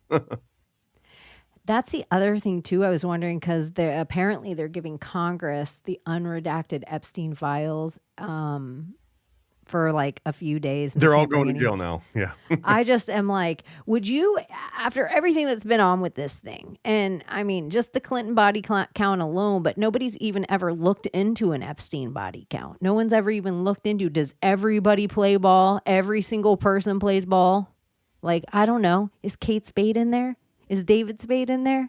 I don't know. Is Robin Williams in there? Do they call him Mrs. Doubtfire? I do think it's funny that you can't put in, everybody's like, Biden's not in it. Well, you didn't spell his name with Bidan. And so it's just like, oh, some of this stuff is all... For the big guy. You got to search for big guy. Yeah, you got to like all the nicknames that were used. You almost wonder if like Boring Jeb is written in the files. You almost wonder if Thirsty Marco is written in the files. You start to wonder these certain taglines that like on 9/17/2016, Hillary Clinton went from being crooked Hillary to beautiful Hillary. That's a curious thing. It would be hilarious to find out that all of Trump's best nicknames all really came from Epstein. Like that, like Epstein's the one that called him, Thirsty Marco or whatever. Let's see. Off subject, but for PA, if he has ever seen the movie I Come in Peace, Dark Angel, as it has two names, but it's an adrenochrome movie with Dolph Lundgren, or a movie which uses adrenochrome. I remember this came up in one of the threads. I haven't seen this yet. I'll have to watch this one. Someone's brought it up, so I'm familiar that it exists. I haven't seen it yet.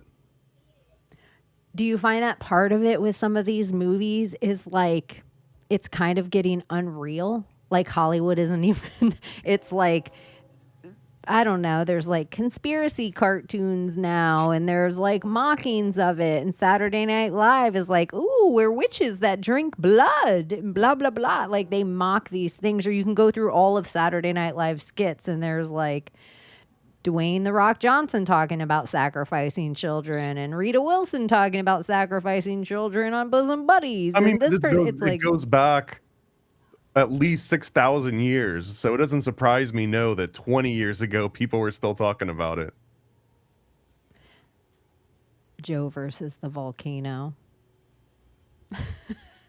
I feel like Tom Hanks is getting close to the timeline. Oh my gosh, you guys. And I don't know if I said it here, so please stop me if I'm redundant, because sometimes I'm like, I don't know if I just text you guys this or... So in my Flat Earth Pizzagate spell, Sarah Palin followed me, you guys. Like, I told you last week at the end of the show that I was like... I couldn't believe that. We need that time stamped in the last show. Yeah, like, I could probably pull it up, the picture somewhere. So I've been like... Hey, dummies, like on her post, you guys, I am like Sarah Palin's lapdog. Like whatever Sarah says, I'm like, this is the best thing you heard today. You should thumbs up it, whatever. This is me on Sarah Palin. So, like I did my work to get the follow. But also the reason she followed me right after the post, and one of the posts I did to her was, hey, dummies, you can see Russia from Alaska, which that's my flat earth in, you guys. That's the seed. But the reason she followed me is because she put all this shit up about the Epstein files. And I wrote, hey, Sarah, why don't you just say Pizzagate, take the air out of the room and the Monday news cycle? So now I'm like playing into her pageant girl. Because if Sarah Palin says Pizzagate, New York Post is going to talk about it. New York Times is going to talk about it. Like, crazy Sarah Palin says Pizzagate. Crazy Sarah Palin who took care of all her kids. Crazy Sarah. When in reality, John McCain was the shaming ritual. I don't care. I'll debate anyone about it. He's an American he's a traitor. He was a traitor and his father was a traitor. I think it was the USS Liberty that his father. Period. USS Liberty? Is it? Was it the USS Liberty? Thomas, is that the one that got blown up by Israel?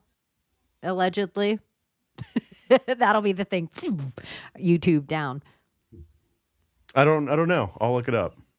Somebody in the chat will say it.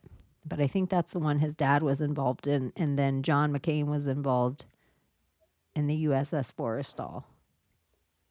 I think those are the two ships that were blown up under McCain's, amongst other things. But, yeah, I'm almost sure. And I feel like something happened with the USS Cole that had nothing to do with the McCains, but I don't know why that warship kept being in my brain. So it was the Liberty, but according to Rockefeller Media, it says that Admiral John McCain was involved in the aftermath, but the Navy concluded it was a case of mistaken identity. Oh my gosh. I'm so glad you brought up involved in the aftermath, you guys. This is something that haunts me year after year after year, and we just have to talk about it right now. And just be like, can somebody do some research on this motherfucker? So, one forensic pathologist did these cases, and I'd like to go through them with you. So, John F. Kennedy, Martin Luther King Jr., Robert F. Kennedy, Medgar Evers, Malcolm X, Attica Prison Uprising, John Belushi, Sid Vicious, Nancy Spungen, William Holden, Nicole Brown Simpson, Ron Goldman, O.J. Simpson, Klaus von Bülow, William Kennedy Smith, Louis Woodward, Phil Spector, Lena Clarkston, Aaron Hernandez, Jeffrey Epstein, George Floyd, Eric Garner, Michael Brown, Ivana Trump, blah, blah, blah, Anna Nicole Smith, Prince, Lacey Peterson. This dude has done all of those forensic science. Do you believe any of those deaths as they've been told to you? No, because that's insane. It should be whoever lives in that jurisdiction doing it, right? And I would also say these deaths were huge in pushing social narrative to everything that we're kind of at now. It's like these weird helter-skelter pushes of narrative. Like Bobby Kennedy, they all had to die in these certain ways. So unless this guy is the guy that's in charge of, okay, if you're going to fake a death, you got to get Michael Baden to come in and say that you're dead. Or he's just CIA. And somebody put, well, he could just be the top of his field. And I'm like, do you believe the Kennedy assassination? Let's just start with that one. Do you believe anything about a magic bullet or anything about the way that they say that it happened? So it's just and then go down the list. And they all get fishier and fishier the longer that time's gone on. Even the O.J. Simpson thing. I'm like, and then it just happened to all of America was just captive. Everybody, we all grew up and had to sit and watch this fucking thing on TV for how much of our childhood? Unbelievable. I watched more O.J. Simpson for those youngins.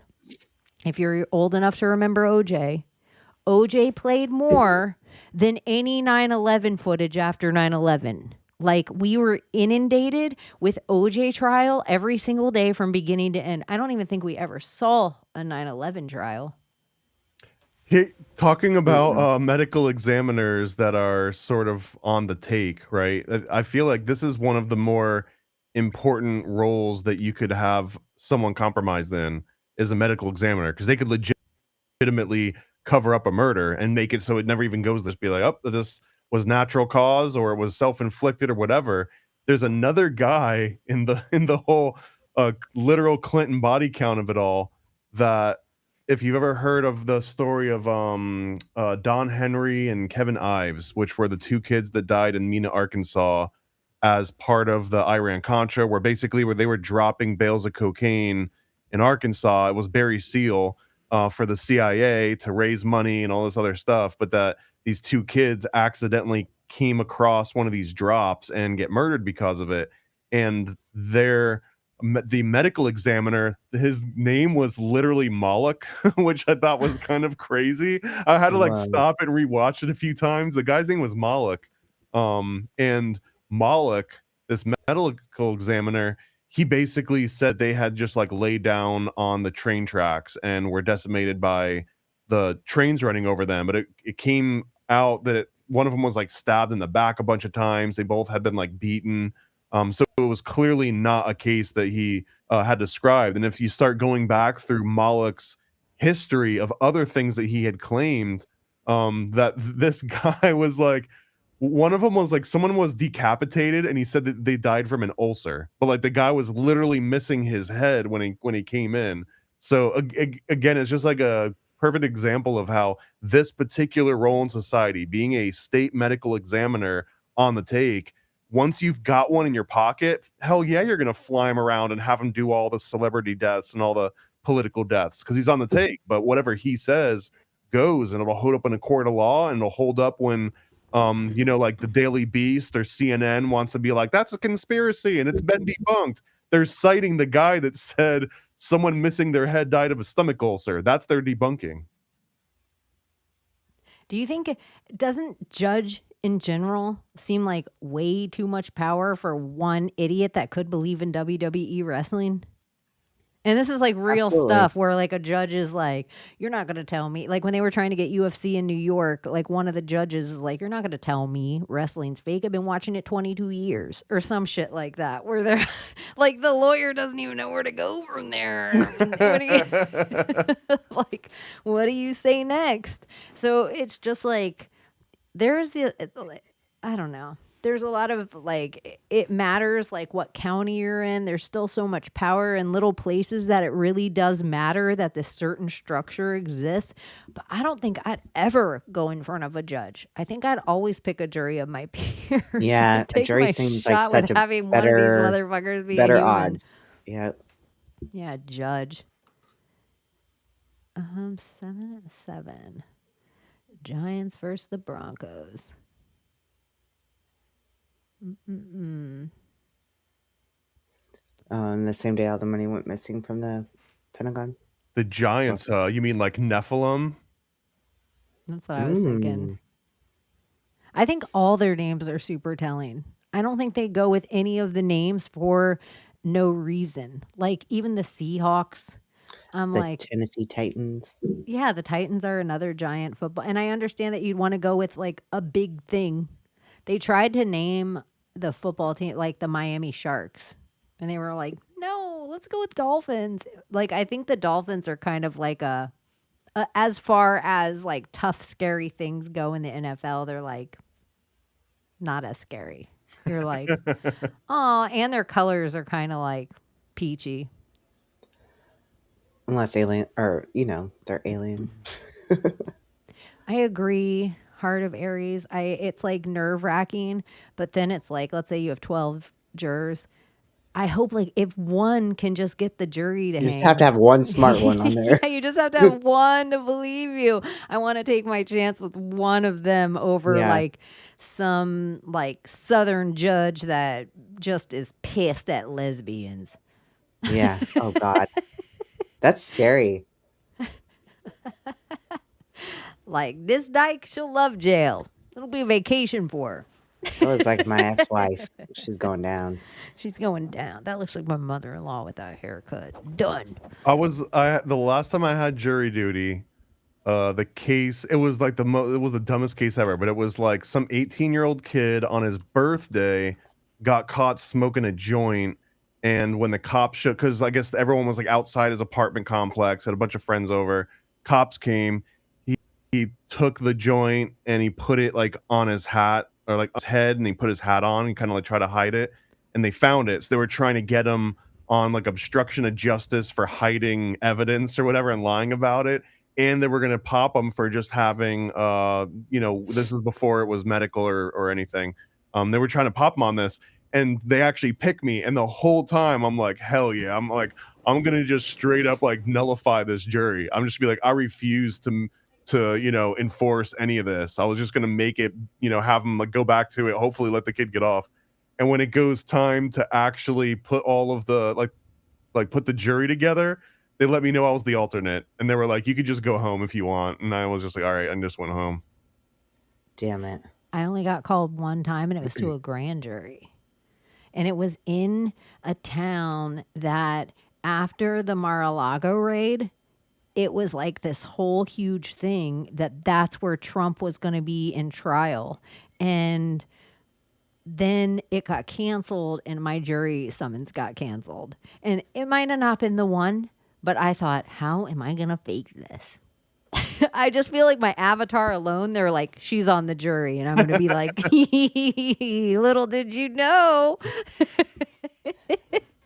I had so funny. federal jury duty one time, and it was a case that was like, there was that Justin Timberlake movie where they have a drug deal gone bad and they kidnap the guy, and that's essentially like the jury that I was on. I was on a jury for a case just like that where they crossed state lines, so I made it federal.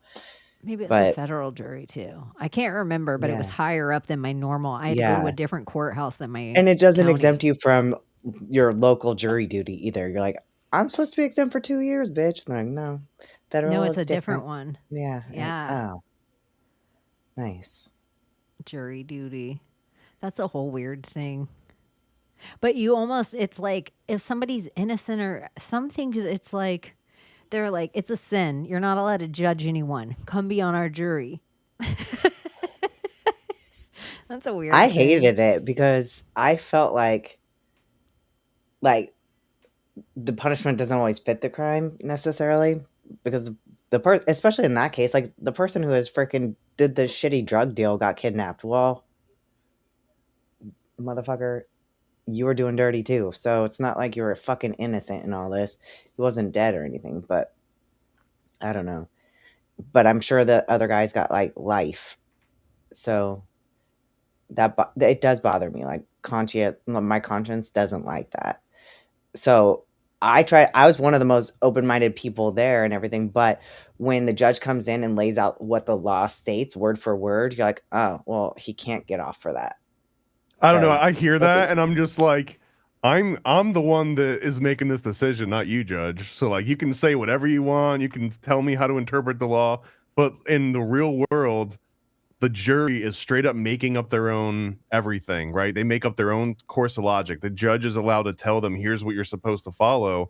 But inside every juror's mind, like they're thinking of every CSI episode they've ever seen. They're going through every law they've ever seen, and they're like applying all of that, right? They all think that they've got like legal expertise, and you can't remove that from a jury.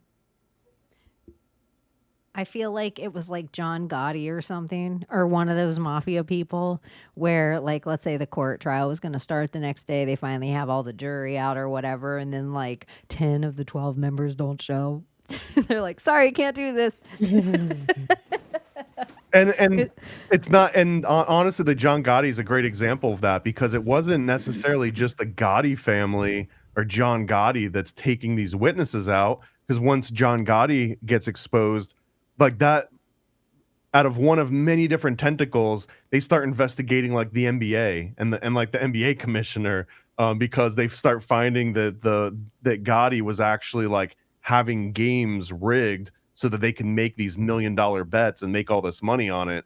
So that's another reason. Like the NBA and the Gotti family are both after you. They both want to take you out. One of them is probably going to have the resources to do it.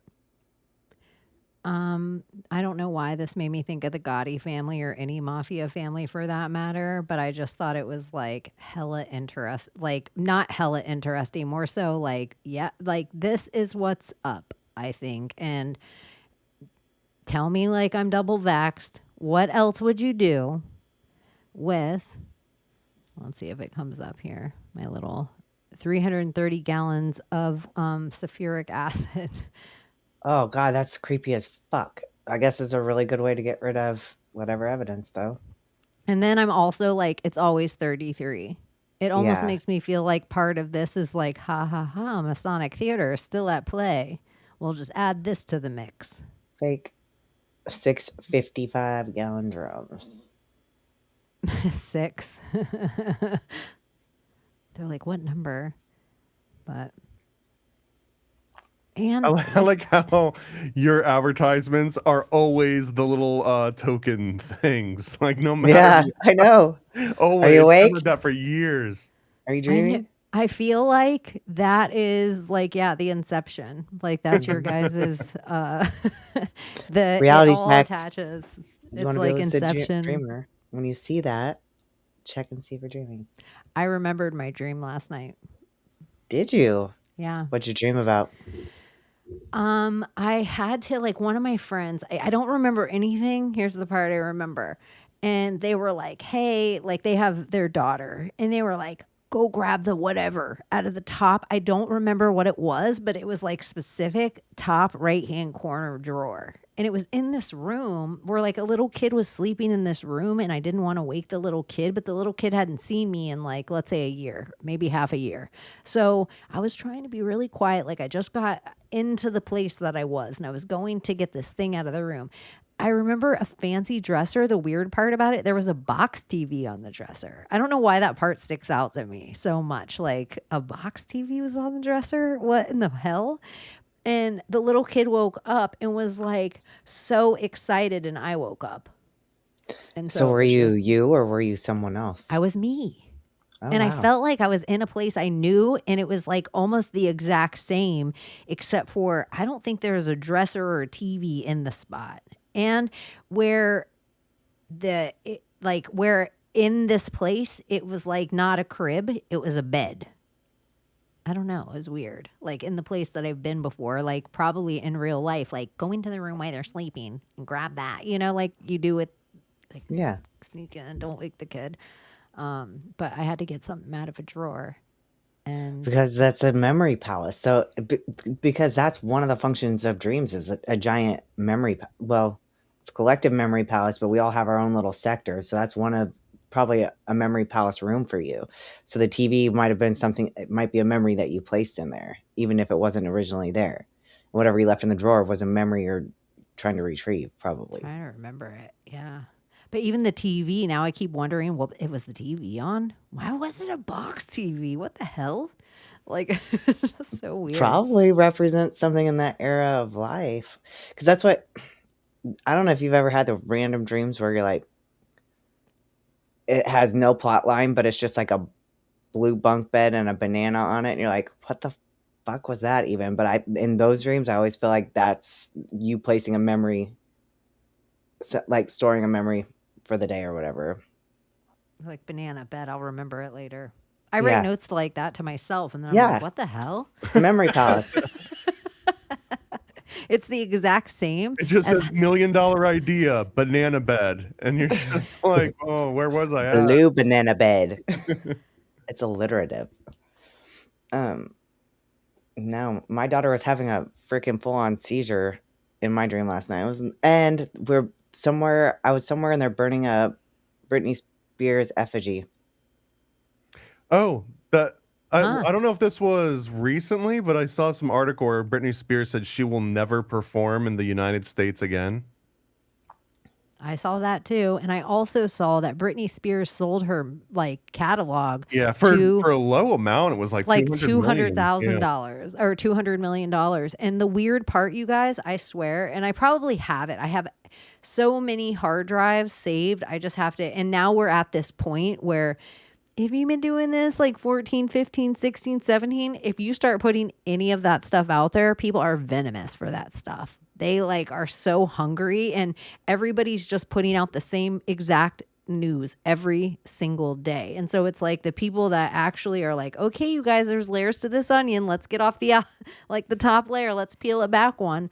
Those are big. I forgot. Oh, Britney Spears. Oh yeah. So she sold her catalog. I swear Michael Jackson owned Britney Spears' catalog. And so it's weird to me that somewhere she's selling it when he already bought it from her. I feel like he owned Britney, NSYNC, Elvis, Mariah Carey, the Beatles. Like he owned 51% of the Sony music catalog. This is not like everybody always like, I knew he owned the Beatles. Cool. That's 1%. Majority shareholder. That's insane. It's every reason they'd want him dead. When people are like, who would kill Michael Jackson? I'm like, Michael Jackson was worth more than any Twin Towers. Absolutely. Add it all up, add all the stuff, every song that Michael Jackson owned, his catalog alone, billions. Alone. And then it makes me wonder about Prince. I believe that Michael Jackson married Lisa Marie Presley to get Elvis's catalog without having to deal with taxes and buying and all this bullshit. And I also believe Lisa Marie Presley was trapped by Scientology. I think this is a whole nother thing. Michael Jackson is like, calls Tommy Mottola the devil. Mariah Carey was groomed by Tommy Mottola. She was with him since she was like 16 years old. And she would call Michael Jackson. So would Britney. Like all of these girls and all these kids, Macaulay Culkin, would call Michael Jackson and be like, pretty much help. And so, I don't know. There's more to MJ. He had the money and he was brilliant. Like he was so smart. You can watch old interviews of him where Oprah's trying to ask him questions and he's trolling her to her face. Like to her face. She's totally unaware of it. And he's just trolling her to her face. And it's just like, also, the company that bought Britney Spears' catalog, it's called Prime Wave or Primary Wave or something. It started, the company started when Courtney Love sold Kurt Cobain's music after he died to them. So like the origin of that entire company started from Kurt Cobain's death. Oh, I'm so glad you brought that up too, because that's on the timeline this week that they believe Kurt Cobain's murdered now. And so I randomly put out a post, lazy, in the middle of the night, that I'm like, Courtney Love spread heroin to 2 countries. She is like completely CIA. She probably, her father was literally the road manager for the CIA acid spreading Grateful Dead. And when you look into her mother's biological mom is like some crazy socialist author. Like when you look into her whole bloodline, Courtney Love's not a punk from Seattle. Mm-hmm. And so her like handling Kurt Cobain and then having his death end, and Dave Grohl's a bad guy too. And, but obviously Courtney didn't go in there with the shotgun, and she might have not known, but Courtney, what does she do right afterwards? She gets her Hollywood, like, she becomes a celebrity by doing The People versus Larry Flint with Woody Allen or Woody Harrelson. His dad killed JFK most likely, or one of the people that's involved in this. I'm just gonna put this out there on the table, but Courtney Love was maybe like a prototypical Erica Kirk in a way. She was that weird kind of performative wife. And I've said it before and I'll say it again, and I don't give a shit. I think it's Sketch City that Candace Owens' father was involved in Sandy Hook. And I think the entirety of TP Toilet Paper USA, which toilet paper and the American flag just reminds me of when they like MK Ultra'd us and to all think we're going to run out of toilet paper during lockdowns. And so TP USA and everything about it, you can't convince me Erica Kirk is this bad person and then also tell me out of the other side of your mouth that Charlie Kirk is this brilliant person and he knew nothing, and then none of their fucking kids are real, y'all.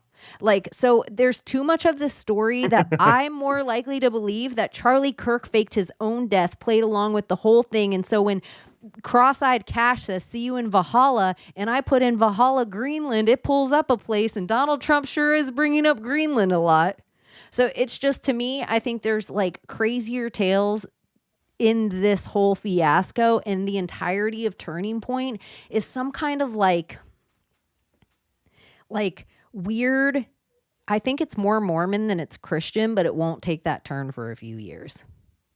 But I just think something's off with it. So Candace Owens becoming the opposition to it validates it. And so she doesn't make me feel any better. It just feels like the CIA doing what the CIA do. She's playing that you have to have a Joker and a Batman to sell this story. Yeah. And so push the that's what pendulum I feel from like both they're sides. up to. That's how you get it swinging. And so I just am not into the whole, I think that whole story, it's crazy to me. But then it just feels like the second I thought that was fake and that he was involved, I'm like, all these assassinations, the people could be involved. They could just fake their death. And then I'm going to Valhalla. Yay, I played my part. I'm a CIA agent. I never had any lineage. Everything is fake about me. And so I'm just an orphan kid that gets to go play in Antarctica or whatever. Speaking of Antarctica, so scientists think an $80 million wall around Doomsday Glacier will slow sea level rise. So there's another Frozen Disney of it all. So they're going to build a wall around a glacier in Antarctica. And tell me that's not burying the whole ice wall of Antarctica thing.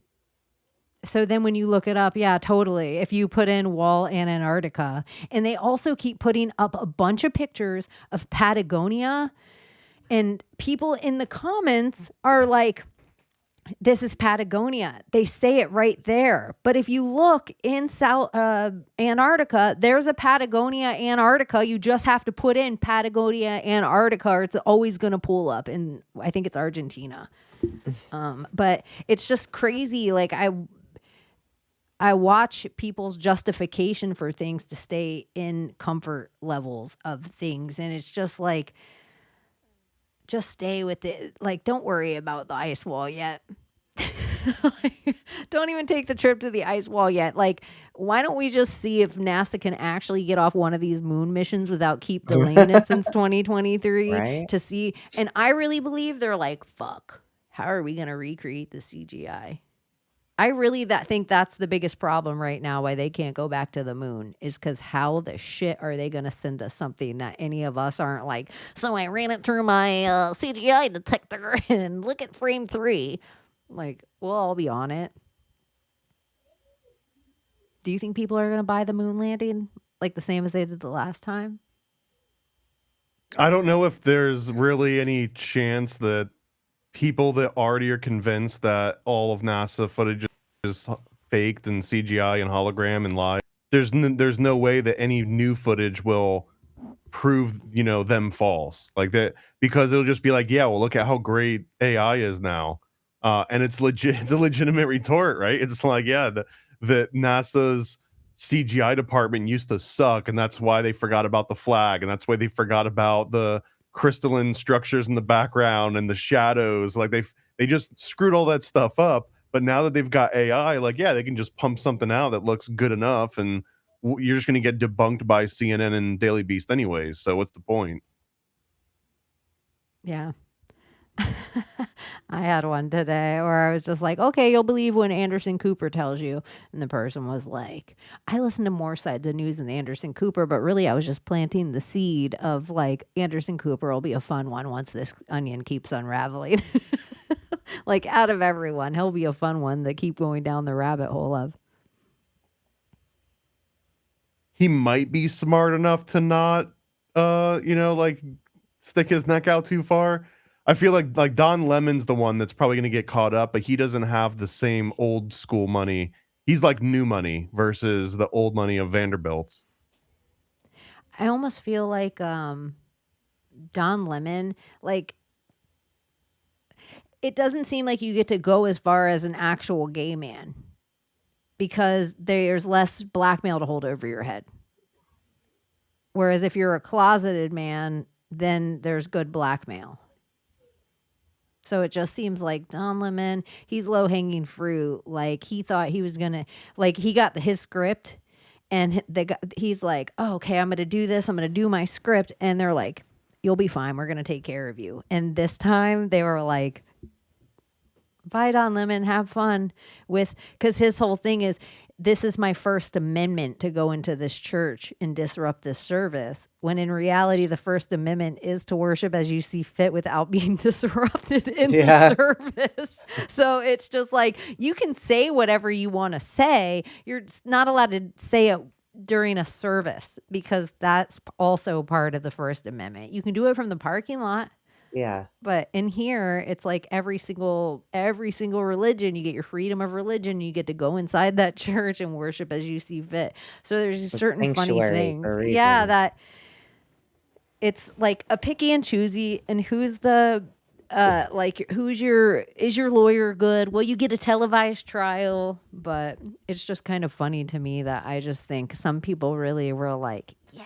Now I'm going to be in the Minnesota thing, and I'm going to go in, and I'm going to be a hero, and I'm going to get my Don Lemon card back, because I've been off CNN, and I missed my Don Lemon card. And then he went in, and he felt so good for a day. And then Nicki Minaj called him a cocksucker. And then he felt extra good, because now has that pull, like, it's starting to swing. We got our duality, like, we got our pendulum. Yep. And then he just got, like, put out like a candle. Like, it wasn't about any side being against him or not. It was just like, up, and no one really cares. Don't care about you. No one, the most liberal old lady that watches CNN every day doesn't even remember who Don Lemon is. Oh. Virginia Guthrie. Have you guys kept up with that case at all? No. Just reminded me of it. I haven't either. I keep hearing things that Well, she's the one that got hit by the bus and then died, right? Oh wait, that's Virginia Guthrie. This is what I do every time. Nancy Guthrie, and this actually drives my Maria crazy. Yeah. We had this full week where I was talking about Virginia Guthrie, and she was trying to tell me about this whole Nancy Guthrie thing going on. And I was thinking for real that Virginia Guthrie's sister's mom went missing. Like, both their moms went missing. Like, I just mixed their names up in my head.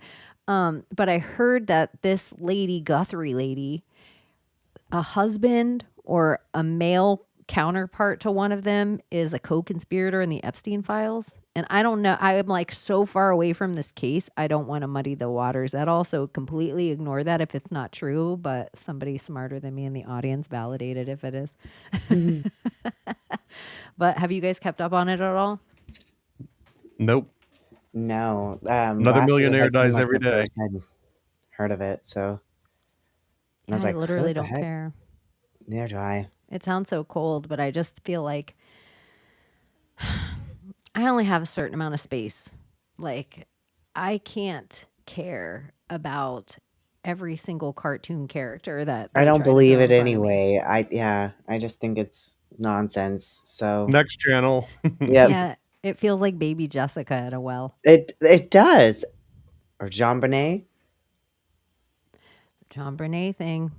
I think it's hella interesting. I'll even throw like Princess Di in there. The entirety of Princess Di? Like the whole caring about her dying turning into like its own media frenzy and commemorative figures and dolls and dolls Beanie and babies. Yeah.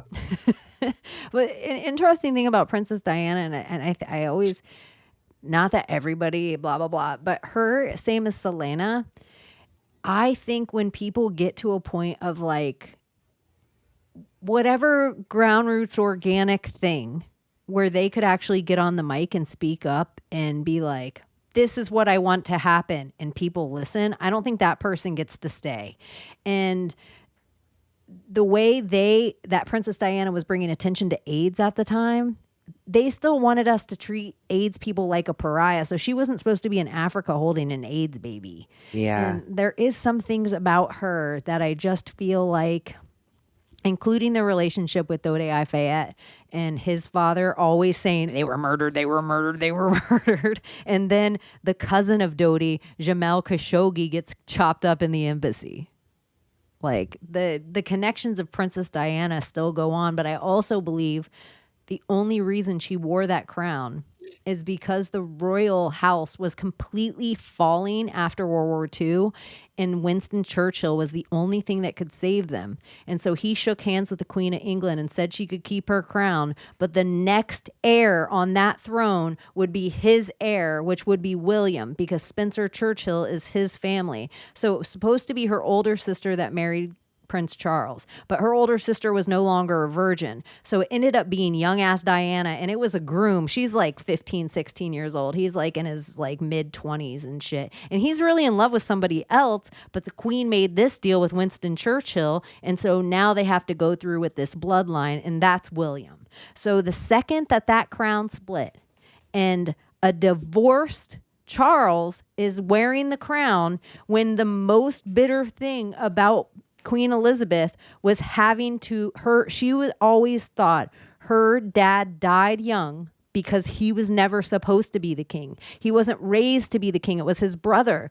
But a divorced person couldn't sit on the throne of England. So his brother had to step down from being king. And that's how her father became king. And it was her biggest bitter thing. So she, even in her lifetime, says, the crown goes from me to William. It was never supposed to be on Charles, and it sure as shit wasn't supposed to be split ever to Queen Regent or whatever they did with Camilla. So the whole entire thing of the royals is as sus. The entire thing from the CGI queen to the Paddington Bear queen to the entire thing of the crown right now is as sus to me as the entirety of Biden's auto pen. It's like as phony. It feels like as big of a dance. Like it's not really there, and we're watching it play out with the Epstein files. Yep. But I'm a glittery red pill today, you guys. I'm sorry if it's annoying for all the people that are waiting for the Mashiach or the comet. I love it. It's just hard for me to believe any way different. It's like, this is the craziest time to be alive. And for a lot of people in conspiracy realm, they were like with their tinfoil hat trying to wake people up and tell everyone. And they felt like they were alone, screaming from their little section of the world for however long. And people heard them. They were planting seeds. They just didn't realize where. And then all of a sudden, wildfire. Like complete wildfire. That's what we're at right now. And so now I'm waiting for a whole bunch of cults to start developing. People are about to get real religious soon, because remember what happened during 2020 and all this stuff when people were finding out about Pizzagate. All of a sudden, everyone had to go get a crystal. They had to start drinking colloidal silver. It was like, oh, there's a whole nother side of what's going on. So I feel like when people lose their shit, I got just before we completely move on from the Princess Di thing. I'm just curious if you guys have ever heard this. Like, what was on her radio after the car crash? Do you know what was on her radio? No. A little bit of hair, a little bit of teeth, a little bit of blood. Bitch. I thought you were going to tell me some fucking... I was going to be like, no, Thomas. Like, you're like, oops, I did it again. No! No, I'm just kidding. You're like, it wasn't even out yet. She got a copy. You guys are so toxic. Since you oops, I did it again, I had to play into that. I know. It makes me, when people play like JFK Jr.'s alive, I go always full Michael Jackson. Like 100% of the time I'm going full Michael Jackson. And then right afterward, I'm bringing back Princess Diana. And then right after that, Selena. Like, if you guys are going to play these people are alive game, like Elvis is still alive, let's go big. No offense to JFK Jr. I know all of our moms thought he was like such a hunk, but in reality, let's say JFK Jr. was alive. Would that be enough to rock the world? Is JFK Jr. a big enough of a person to rock the world? No, you want to rock the world? We need the king of pop and Prince, right? Ooh, Prince. And Minneapolis. Princess Diana. We need all the royalty. Huh. You know what we're going to get is just going to be Epstein. That's the King one of that's going to rock come and roll. back from the dead. We'll add that king too. I actually do believe the star witness, if we ever see anything, will be Epstein. Yeah. There's no way he's dead. And it's so similar how Michael Jackson left in an ambulance and then walked out of the parking garage, that's pretty similar to what I think happened to Epstein. Yeah. Like, I don't think there's too much different. ABBA is huge Crowleyan. It goes forward, backward, and you can put a mirror in the center of it, which it's like you can look at it upside down, forward and backward, and put a mirror in the center. So it's like how many ways it's still the thing is like super magic. But I also, every time Dancing Queen, you guys, that is Colin Powell's funeral. Like the fact that they played Dancing Queen at Colin Powell's funeral weird. As the song for Colin Powell. Yeah, that was like so wild. Do you think we'll find out what was in the white envelopes? I'm dying to know what was in the white envelopes. Like that is something that I need to know before I die. I feel it was just pictures of George Bush in a coffin jerking off. I think it was George Bush. I think it was a picture of George Bush. Like he's and I also think it's interesting that the Timberwolves are the mascot for the basketball team in Minnesota, and Timberwolf was the code name for George Bush.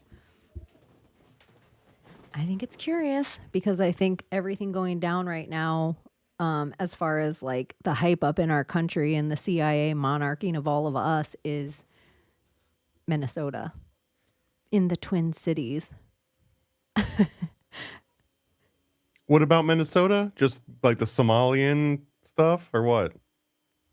Well, every riot, that's George Floyd, that's Ilhan Omar, it wasn't just the club where Derek Chauvin and George Floyd worked also had tons of counterfeit money, tons of fentanyl. So then everything you think about the fentanyl on our streets and all the people dying and the fent overdoses and everything, and then all this counterfeit Chinese money that looks just like American money. George Floyd had both those things in his pocket. He had counterfeit money. And so Derek worked with him at the same operation, and George wasn't supposed to steal the money out of the operation. And so this was a bigger thing than just cops, but all those cops worked for the operation. And Ilhan Omar's father is connected to owning this whole block that this club's on. So Ilhan Omar, when you look at her father, he was like some high up in the military over in like the Somali army, like Somali military. I don't even remember now. I don't know now. But, and that's just that. And then Prince is also Minnesota.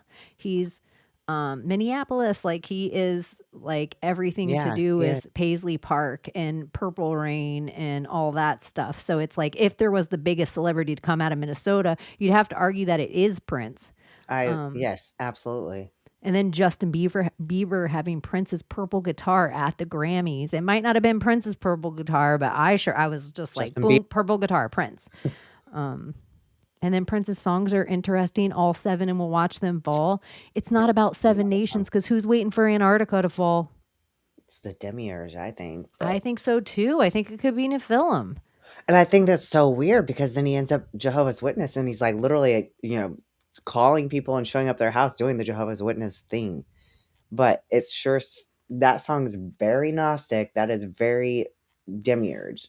I can't remember, but I feel like, and this is allegedly, you guys, I feel like he disavowed Jehovah's Witness at the very end of his life, but I could be making that up because it could be a different celebrity with their religion. Like it could be like Scientology or something at the end of somebody's life. Well, that could have too been something. It could have been a smokescreen. Who the hell knows? Prince was interesting though. Yeah, with his third eye and his sunglasses and stuff. All of it is crazy. Mm-hmm. And at the same time, since we were talking about Princess Diana, somewhere around her realm of time, Dr. Fauci's mom died. Mother Teresa? I don't know. I remember seeing Fauci as Mother Teresa. Wait, what was the lady's name that saved all the kids and went Oh around yeah, the Mother world? Teresa. Yeah, Mother yeah, Teresa. Yeah. Around the same time that Princess Diana dies, Mother Teresa dies as well. Yeah. And so I feel like she might have died a few days before Princess Diana, and then it's I like think so. engulfed.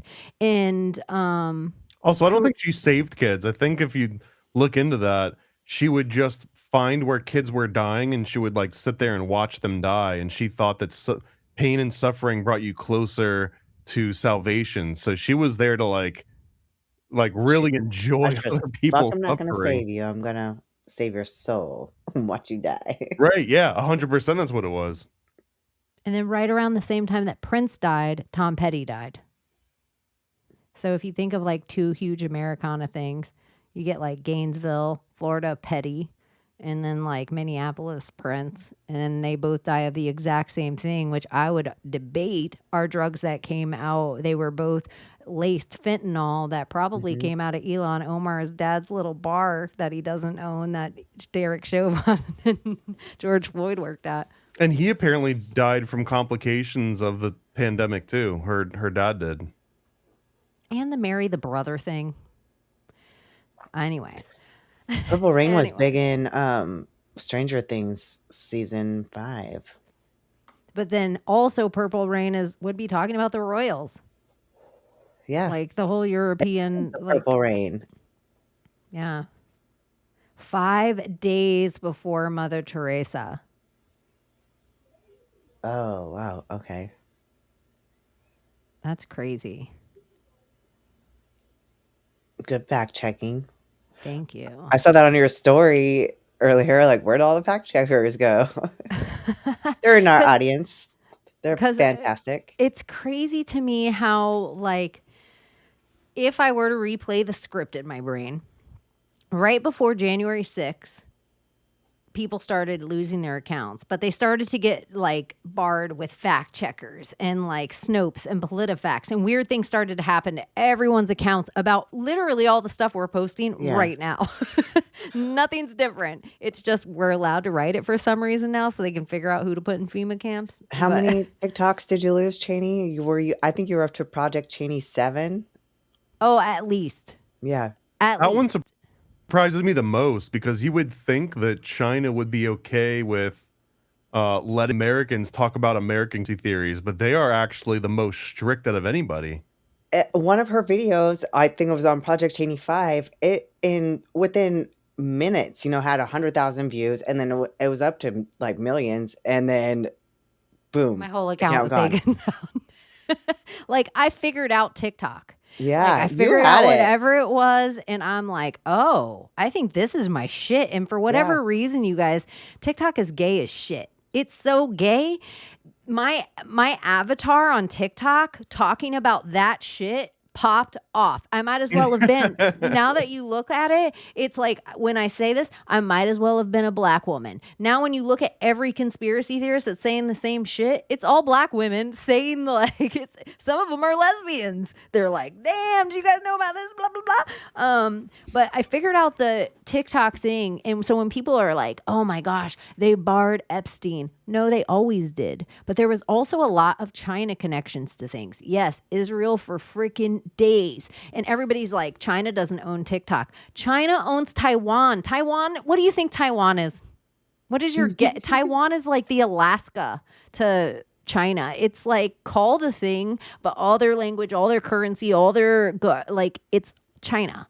And so there's certain things that China didn't like either. Like, I think China, it's all a honeypot. China can't pay money to Jeffrey Epstein to get a weird video and get some leverage with the governor of Oregon, Kate Brown, to send dignitaries over. Not that happened again and again in Rhode Island and in Oregon and San Francisco. It's the craziest thing. When you look at your tiny little state and Chinese dignitaries coming to visit them, and you would be like, I did not even know they were here. Yeah, they don't let you know, especially if you're in a red state. But if you got some creepy governors and they're hanging out with China. So I think there's different interests involved. Like China, there was a thing. Recall from China, all the pet food's poison. Recall from China, all the baby food's poison. I'm like, who would buy baby food from China? I know. But then where is it sourced though? Anyway, What? It was like this is blowing my mind. Was it a Friday? Tupac and Mother Teresa did. It seems like it was a Friday because wasn't it a fight night or was it a Saturday? I don't know, but September 13th. I'm just curious. What year? 97. Machiavelli, because Tupac called himself Machiavelli. What day of the week was it? It was a Sunday, I think. Oh no, because Tupac got shot after a Tyson fight, right? That would be weird. Saturday. It was a Saturday. Saturday. A Saturday night. Saturday the 13th. Tupac. That's a P. Diddy. And apparently a whole bunch of people left the country too. Like that's been a huge thing. All these people missing.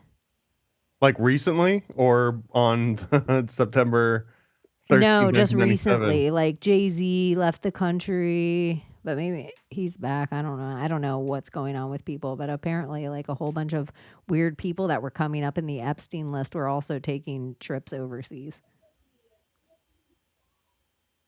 As one does.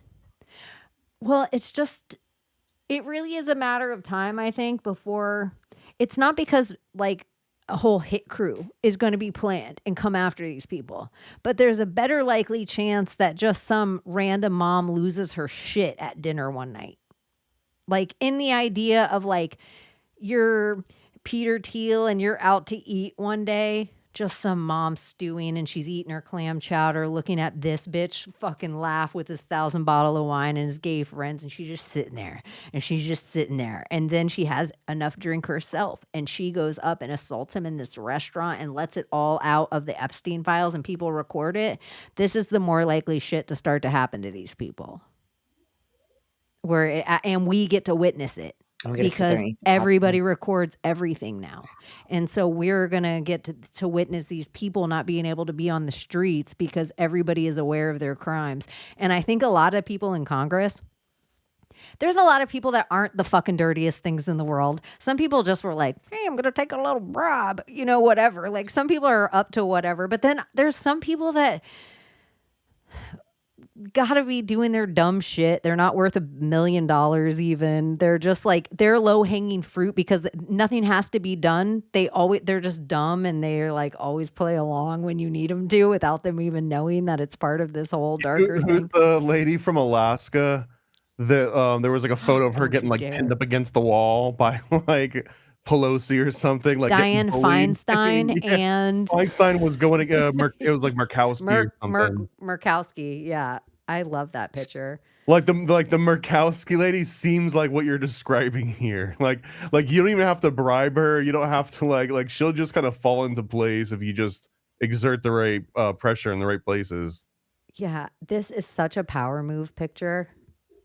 I already know exactly the image because it's one of my favorite ones. It's like Teen Girls, yeah. Damn. Yeah, like Murkowski's just dumb and she just really wants to be friends with Dianne Feinstein, and Dianne Feinstein hates her and like mocks her every chance she gets. They like bully her. Like the blue-haired lady picks on her. Nancy Pelosi's like, look at old flat chest over here. Some of these people are so crazy. And then it was also crazy how, like, during this whole time of things was the same time that all the people, like, there was the Pussy Hats and RBG, what's that fucking Supreme Court judge, that Ruth Bader Ginsburg, RBG, where it's like the same people that they're blue hair now with their nose rings and whatever, but they all just started out as, like, wearing shirts that were, like, Ruth Bader Ginsburg. You know what was so weird about that too is that the elementary schools, they there's a series of books, I forget what it's called, but it's Who Is, and they're kind of like biographies. I guess they are biographies, but they gave almost every single kid at the elementary school who is Ruth Bader Ginsburg, and none of them read that book. I can tell you. I feel like so many of those copies got thrown away. But I've never seen that big of a push with a book before. And I was a reading teacher, so it was just bizarre. What book again? I'm sorry.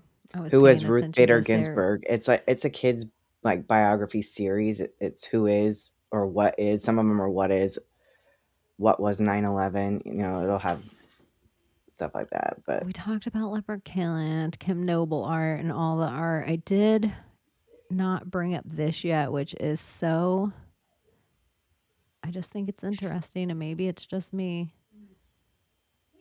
Like, this is such a weird logo, and why would you go with this? Is there a story behind it? Horse. Yeah, like, isn't it? I mean, the Templars were poor or something, so they had to share horses.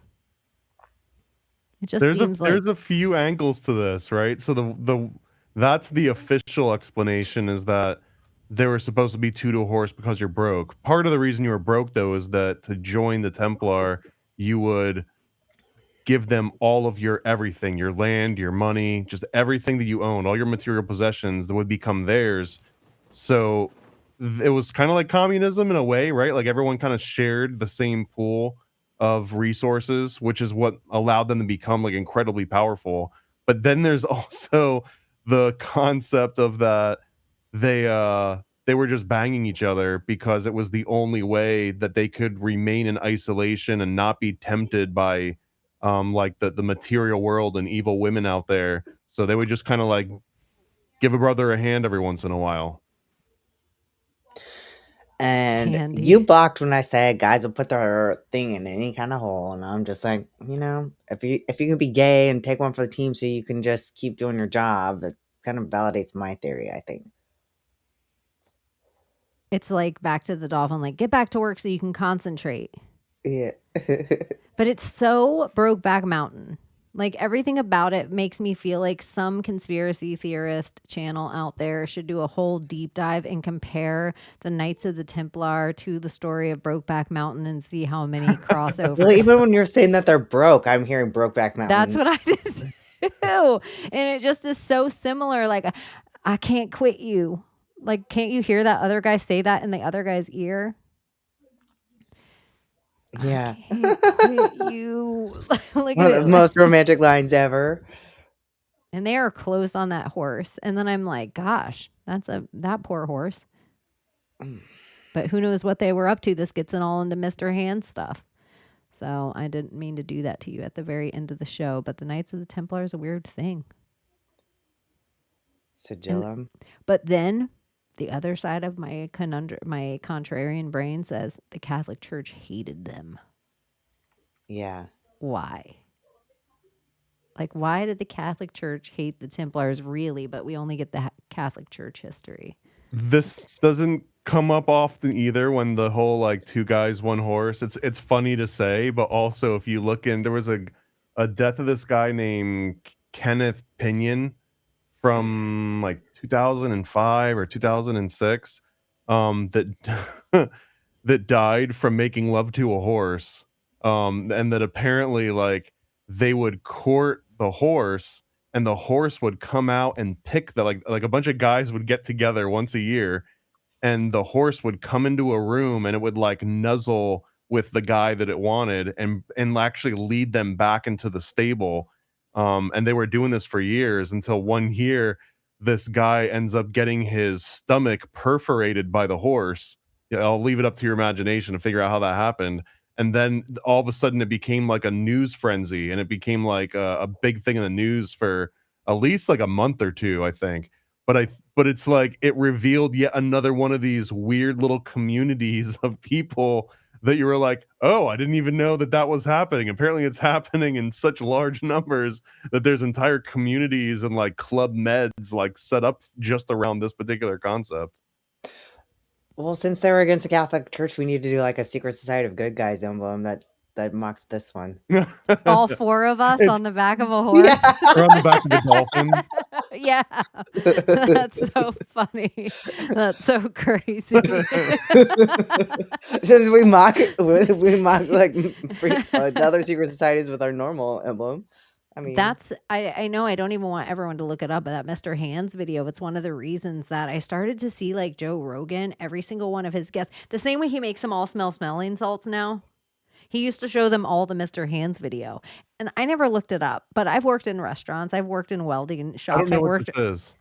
This is what you're talking about in 2006. This is the video. Oh, you're right. You're 100% right. His name was Mr. Hands. That's right. Yeah. That's right. And so this is the whole video. And so many men in my life, like the amount in 2 months period of time in different facets of my life, the amount of men were like, Chaney, have you seen? And I was like, what? And I never look at anything. It's like, I won't smell something just because you tell me it smells good or bad. I'm like, tell me what it smells like. Or I won't taste it. I'm like, tell me about it. So no, but she's like, taste this. It's not hot. I might okay, bitch, I know it's I'm hot. not a person. Once anyone says to me, like, I won't watch Benji the Hunted. I don't want to watch Old Yeller. I don't want to watch. So when somebody says anything to me with like, it already hurts my heart immediately. I don't want anything to do with it. And so I'm so glad, but the amount of people in jobs that they would be like, come here, look at this. And then it's in their head forever. And they can't ever, it never leaves your head. Like you're almost have a spell on you of that happening to somebody. It's so crazy. But I feel like that was weird that Joe Rogan, like, I wonder sometimes if like the same as ivermectin, it's like, did everyone hear about Mr. Hands from Joe Rogan? Like, there was a documentary called Zoo that came out and maybe like 10 years ago. That's where I heard about it. And it's probably where most people, if you didn't hear about it from the actual news article, that repopularized it again.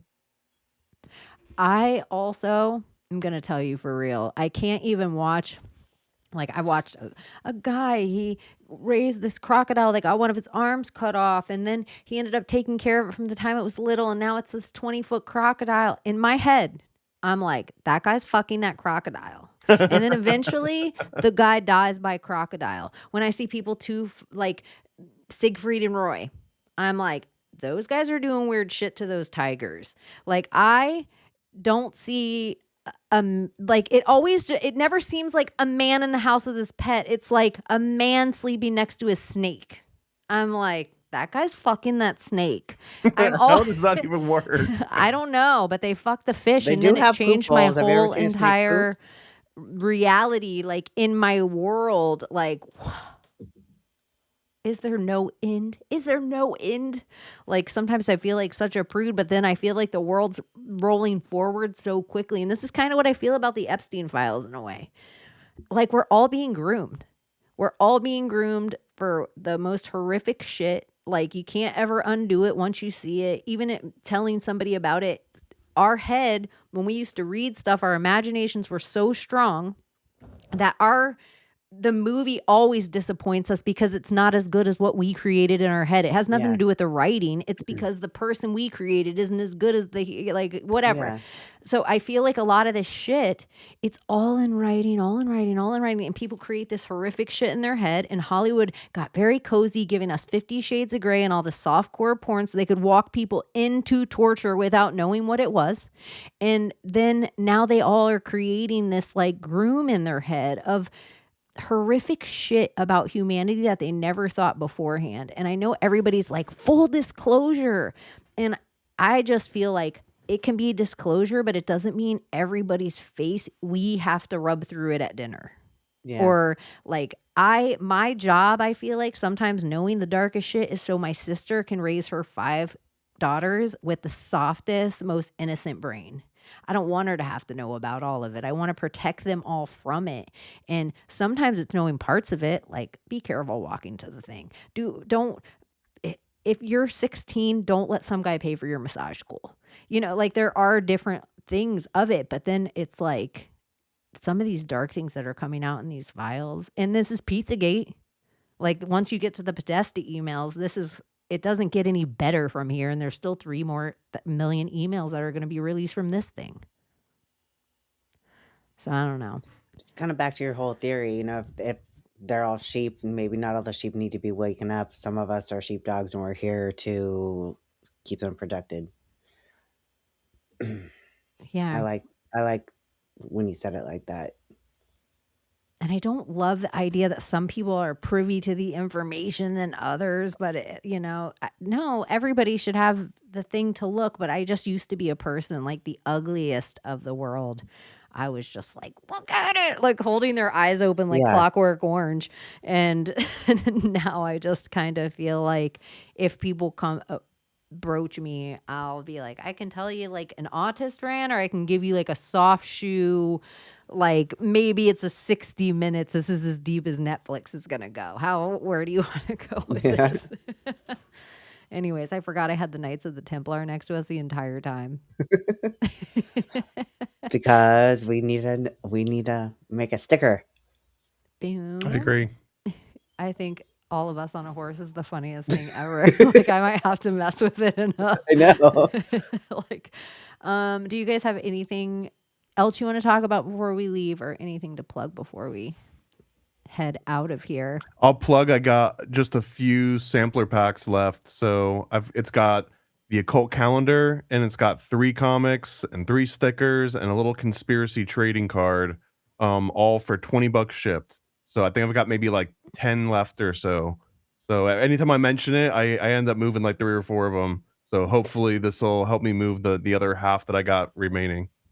So guys, paranoidamerican.com, right? Paranoidamerican.com. It's right there, right on the top left. Shipping included, $20. Couldn't be easier. And I wish I had it right next to me, but I actually have it in the bag I leave the house with. My occult calendar, you guys, even like the Super Bowl or the Grammys or the Oscars, we could talk about those rituals. But then if we were trying to find these other things, like where I'm like, oh, let me look up what weird dates. Then we have to wait, for somebody brilliant in the audience to know. The occult calendar has all of it. It's like I've used it sometimes to be like, oh no, I didn't prepare anything tonight. What are we going to talk about? Open the occult calendar. And we only made 1,000 of them, and there's literally like only 20 left. Donuts completely sold out of them. I was just talking to him this week about version 2. So we're looking at making a follow-up to occult calendar. It'll be the same thing, but just with even more dates in it and some other like cool little updates. That's awesome. And this is, look at dietchrome, adrenochrome, adrenochrome.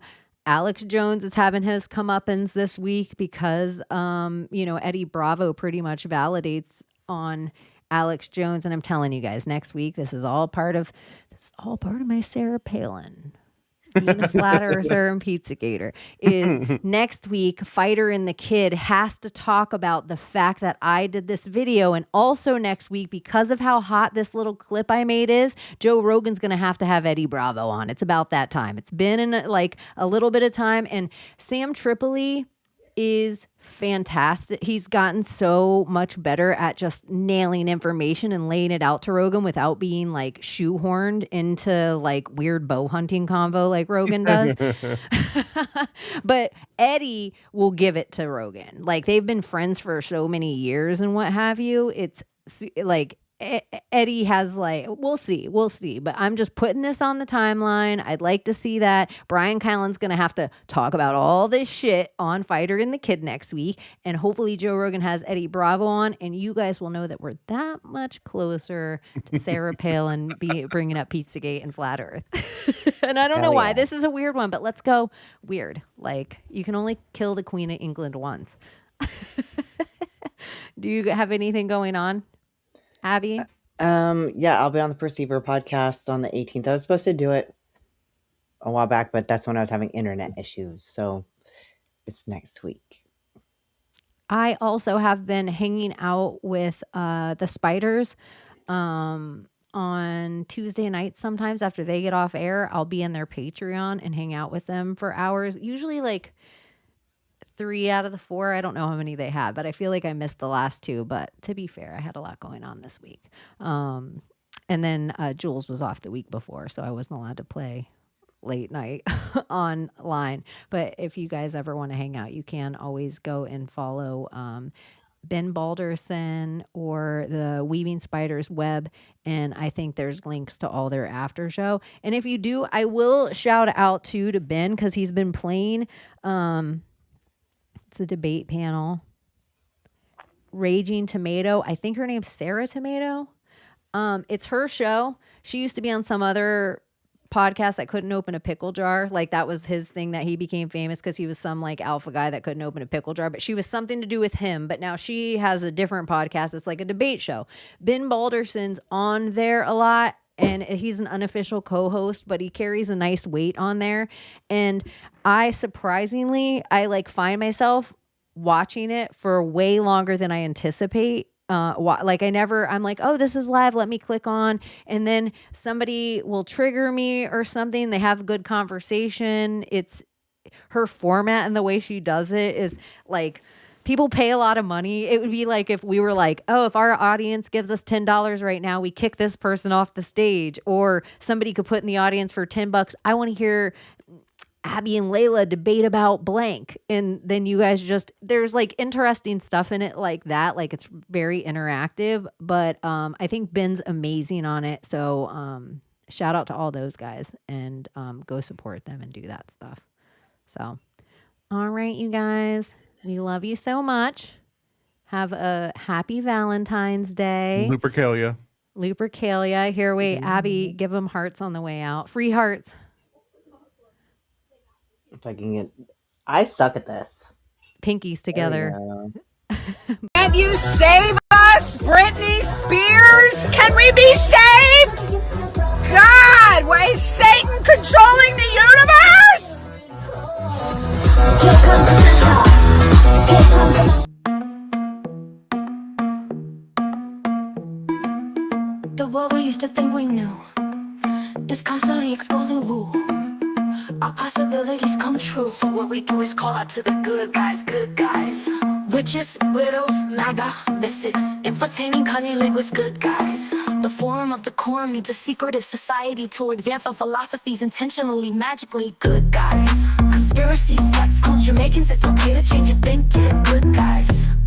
Good guys, good guys, good guys.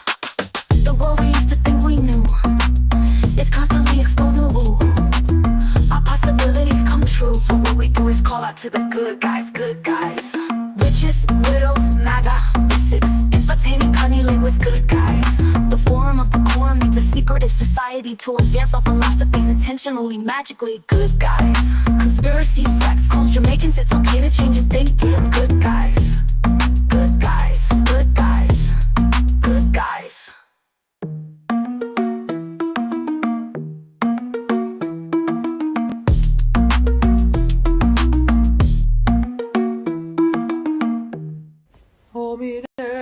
You want the bamba? You want to cheer with the big boys? Some of the move kitty kitty with the other map and the drug cup. Ah, here. Let me see how the thing goes.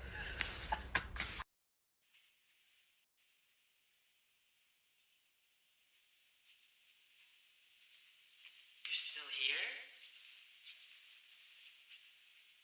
It's over.